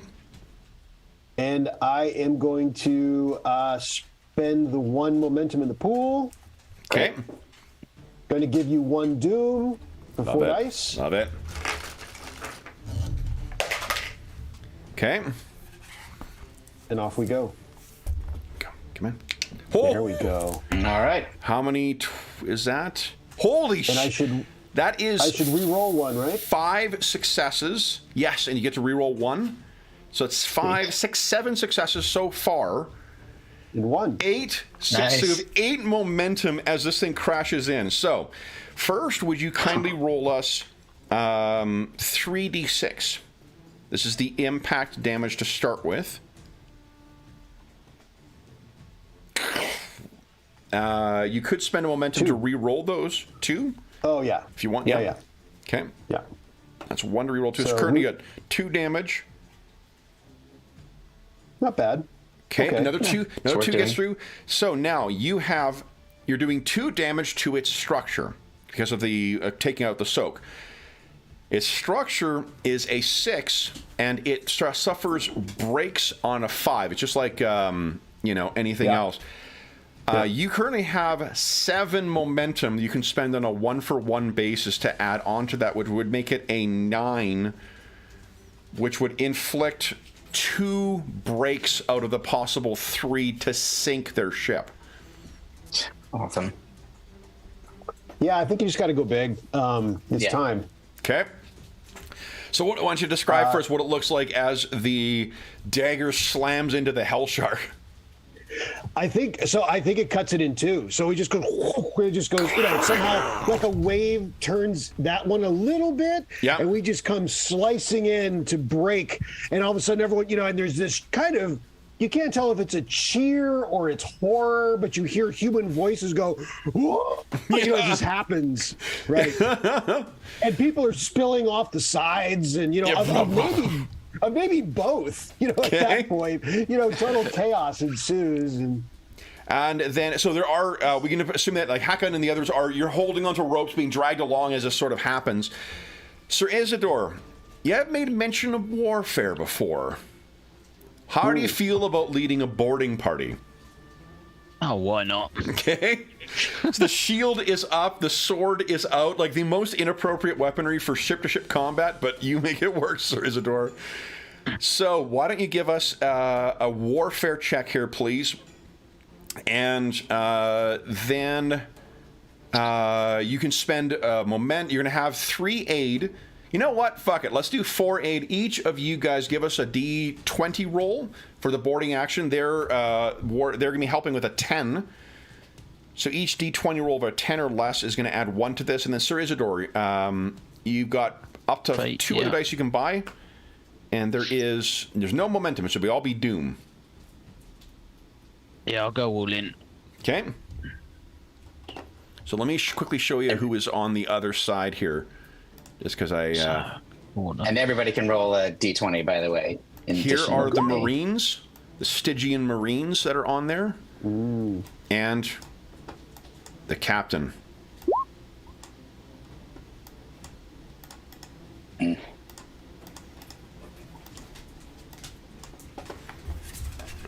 Captain Harkoof. All right. So how many we got here? 2 successes from the crew. Then Sir Isidore, you've got. I guess you're rolling 4 dice, and you've already got 2 successes in there, plus 2 from the crew. Go right ahead whenever you're ready. Okay. 3 on top of that. That is 7 successes in total. We'll abstract it to the way that you do. Actually, let's do this. What is your warfare? Is what? Is it intelligence? Yeah. Oh. Why don't you roll 5d6 then? Here we go. To start with, that is 1, 2. You currently have 4 momentum that you can spend. Do you want one of them? Could re-roll any number of those dice if you like. Yeah, I'll re-roll a 3 and a 4. Yeah. Oh, yeah. It's a 5 is a 1. That's right. 1, 2, 3 so far. So I'll re-roll 2 of them. Okay. Okay. Rubbish. You have 3 momentum left. What you could do is dump it into damage if you like. or feed it back into the pool. I think all you need to do is inflict one more break on the ship. We're abstracting sort of what's going on, and the ship will be yours. Yeah, I'll plow it all into damage then. Okay, so why don't you tell us what it looks like as Sir Isidore leads the charge over to rescue his captain? Yeah, so it's only a small sort of wedge as we running across, but where we just the shields are actually coming to use, and we'll be just shoving people overboard, and we'll just be ploughing through, making a sort of arrowhead heading towards the captain, and then little fights will burst out, but most of the crew will be scrambling out of the way and getting knocked over the sides. I'm spending some doom so Harkoush can jump over the overboard. Harkoush kind of sees what's going on. He leaps overboard to escape. So with that, for our next one shot, Harkouth's got to be around, you know. Oh, most definitely.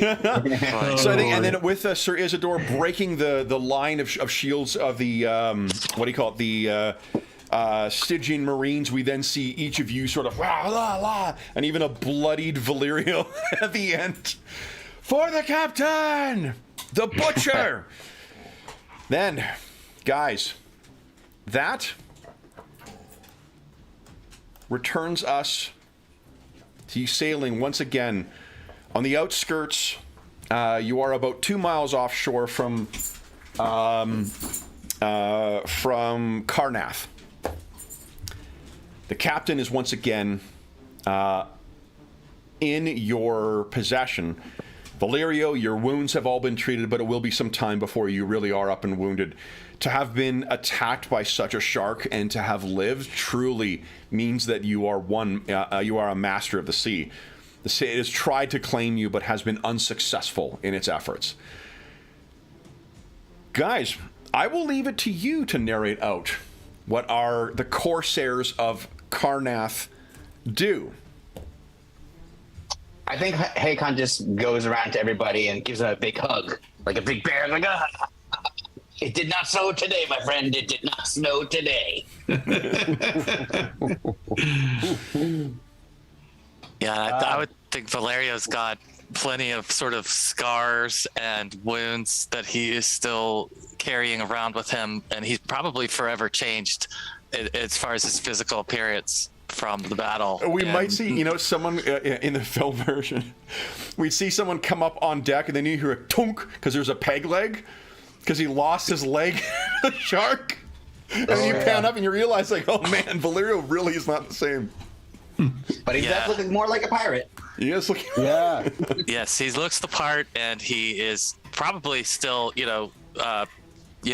reaping the dividends from his bravery of leaping off the side. As far as with the crew, and his reputation, I'm sure, is gone in a positive direction, and he's taking advantage of that a little bit, but he is certainly hurting at the same time too, and still recovering. Okay.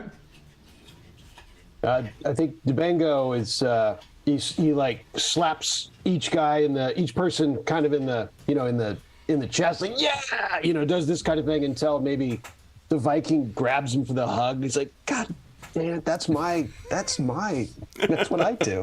And but quickly gets some pitchers of ale going and begins celebratory to make sure that all gold is gone very shortly. Mm-hmm.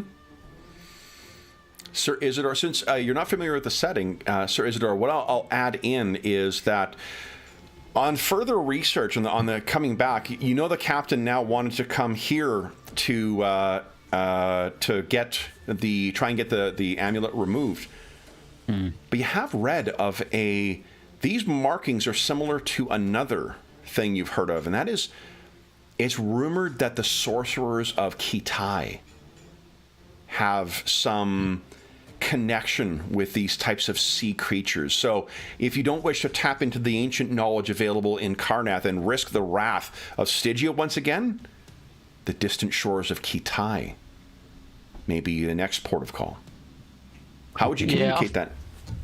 I think you'll see him talking to that strange figure that he first met when they first encountered it, and that where he was drawing the squid on the paper, and he'll be consulting with him, trying to get some more knowledge, finding out who's the right person to speak to into the, if we travel across the seas to find more information on how to get rid of this or how to use it to our advantage. So although it'll be sort of still in the group, it'll be on the outskirts, sort of studying and trying to work out what's the best for the captain. And is it perhaps some of the blasphemous tomes found in the hold of the Hell Shark that sit on his desk now? I should imagine if those boat during the boat sinking, there would be these books floating that he'd have collected up, and it'd be sort of various books drying out around the room, and trying to work out the scribes. Put things together, piece things together. I don't know if you can hear Anna crying. She's crying for his soul. And Kamat. I think there would be a scene, maybe, at dinner or something, and Kamat would be taking the blame for what happened at the inn. She's supposed to be the lookout and have her guard up and should have seen them coming, and the captain should have never been taken. But I think maybe for the first time she opens up to the crew about her past and explains that she was sort of dealing with these shadows from her past at the time that they arrived.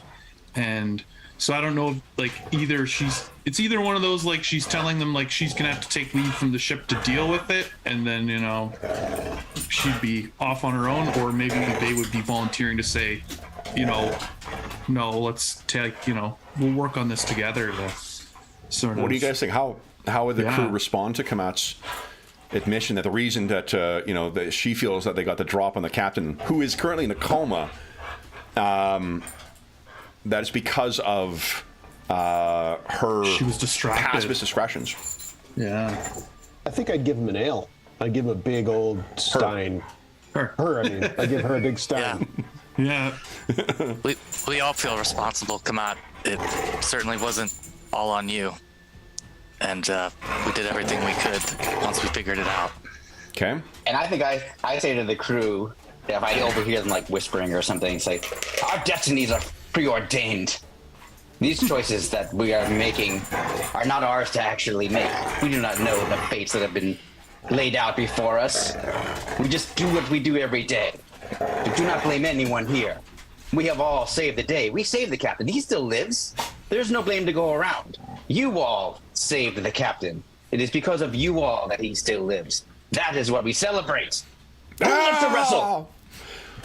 The crew. So, Valerio, you are acting captain for the foreseeable future. What say you? Do you try and find the secrets here in Karnath, or do you take Sir Isidore's suggestions and sail for distant Kitai? We sail.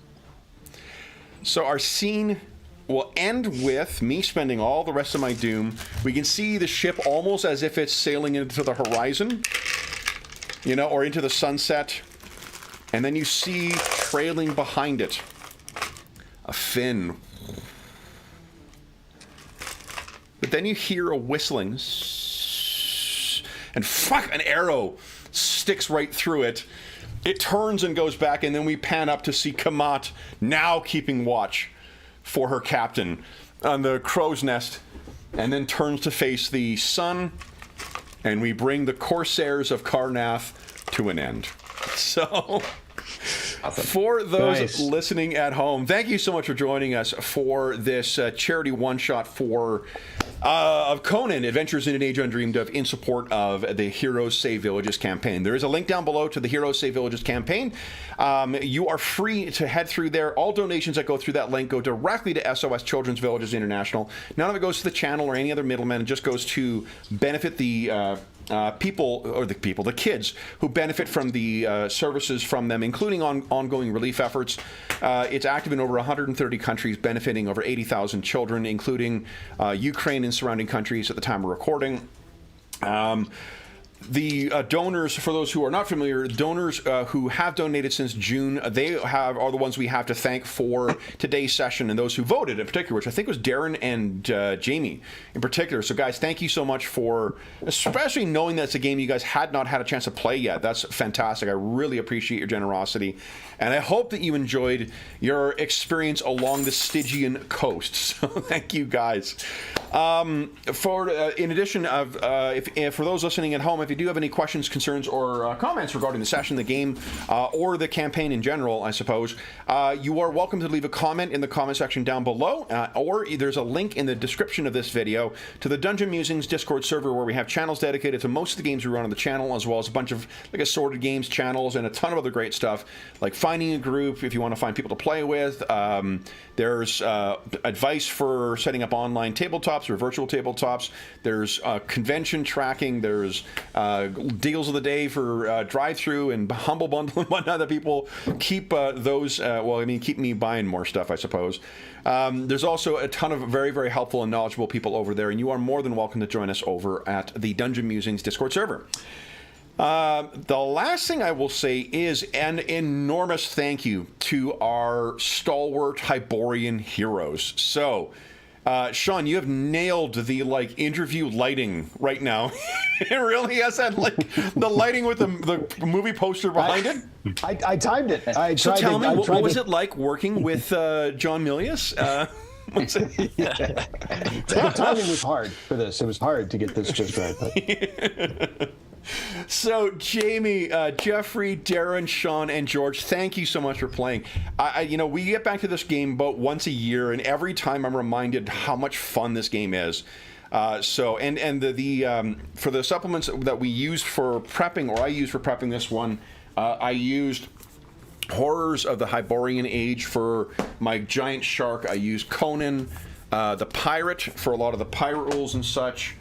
Conan the Adventurer has information on Kitai or Stygia, I should say, and Stygian names. I think that's it. I think that's everything I used. I looked at a couple things, but I only drew from those ones. So if you liked any of the content that we included in this, and it sounds interesting, The Horrors of the Hyborian Age is one of, I think, my favorite books for it. There's a huge amount of adventure potential in that thing. If you're running a kind of, even just a straightforward adventure, monster of the week kind of thing. Great, really, really great product. And the pirate one, I don't think I've run a fun pirate game in any of the time on the channel. So this was a fun thing to think of a way to try and make something that I normally don't enjoy a really interesting thing, and I think you guys, this was a lot of fun. It was a lot of, what am I talking about? I got to have shark monkeys and a giant shark in it that nearly bit a hero in half.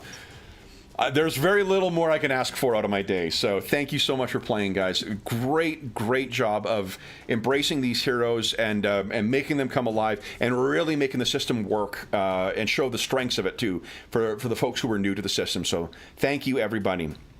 Then that's awesome. For those listening at home, we will be back in the Hyborian Age at some point in future. Yeah, guarantee on that. This is not the last we have seen of our heroes in Hyboria. So for those listening at home, we hope that we gave you a few hours to take your mind off of the troubles of our world and see the troubles that the crew of the Dagger at Dusk have come across in the course of their adventures and their pillaging. It feels like there's a lesson to be learned here. And until we see you again, stay safe, stay healthy, and happy gaming.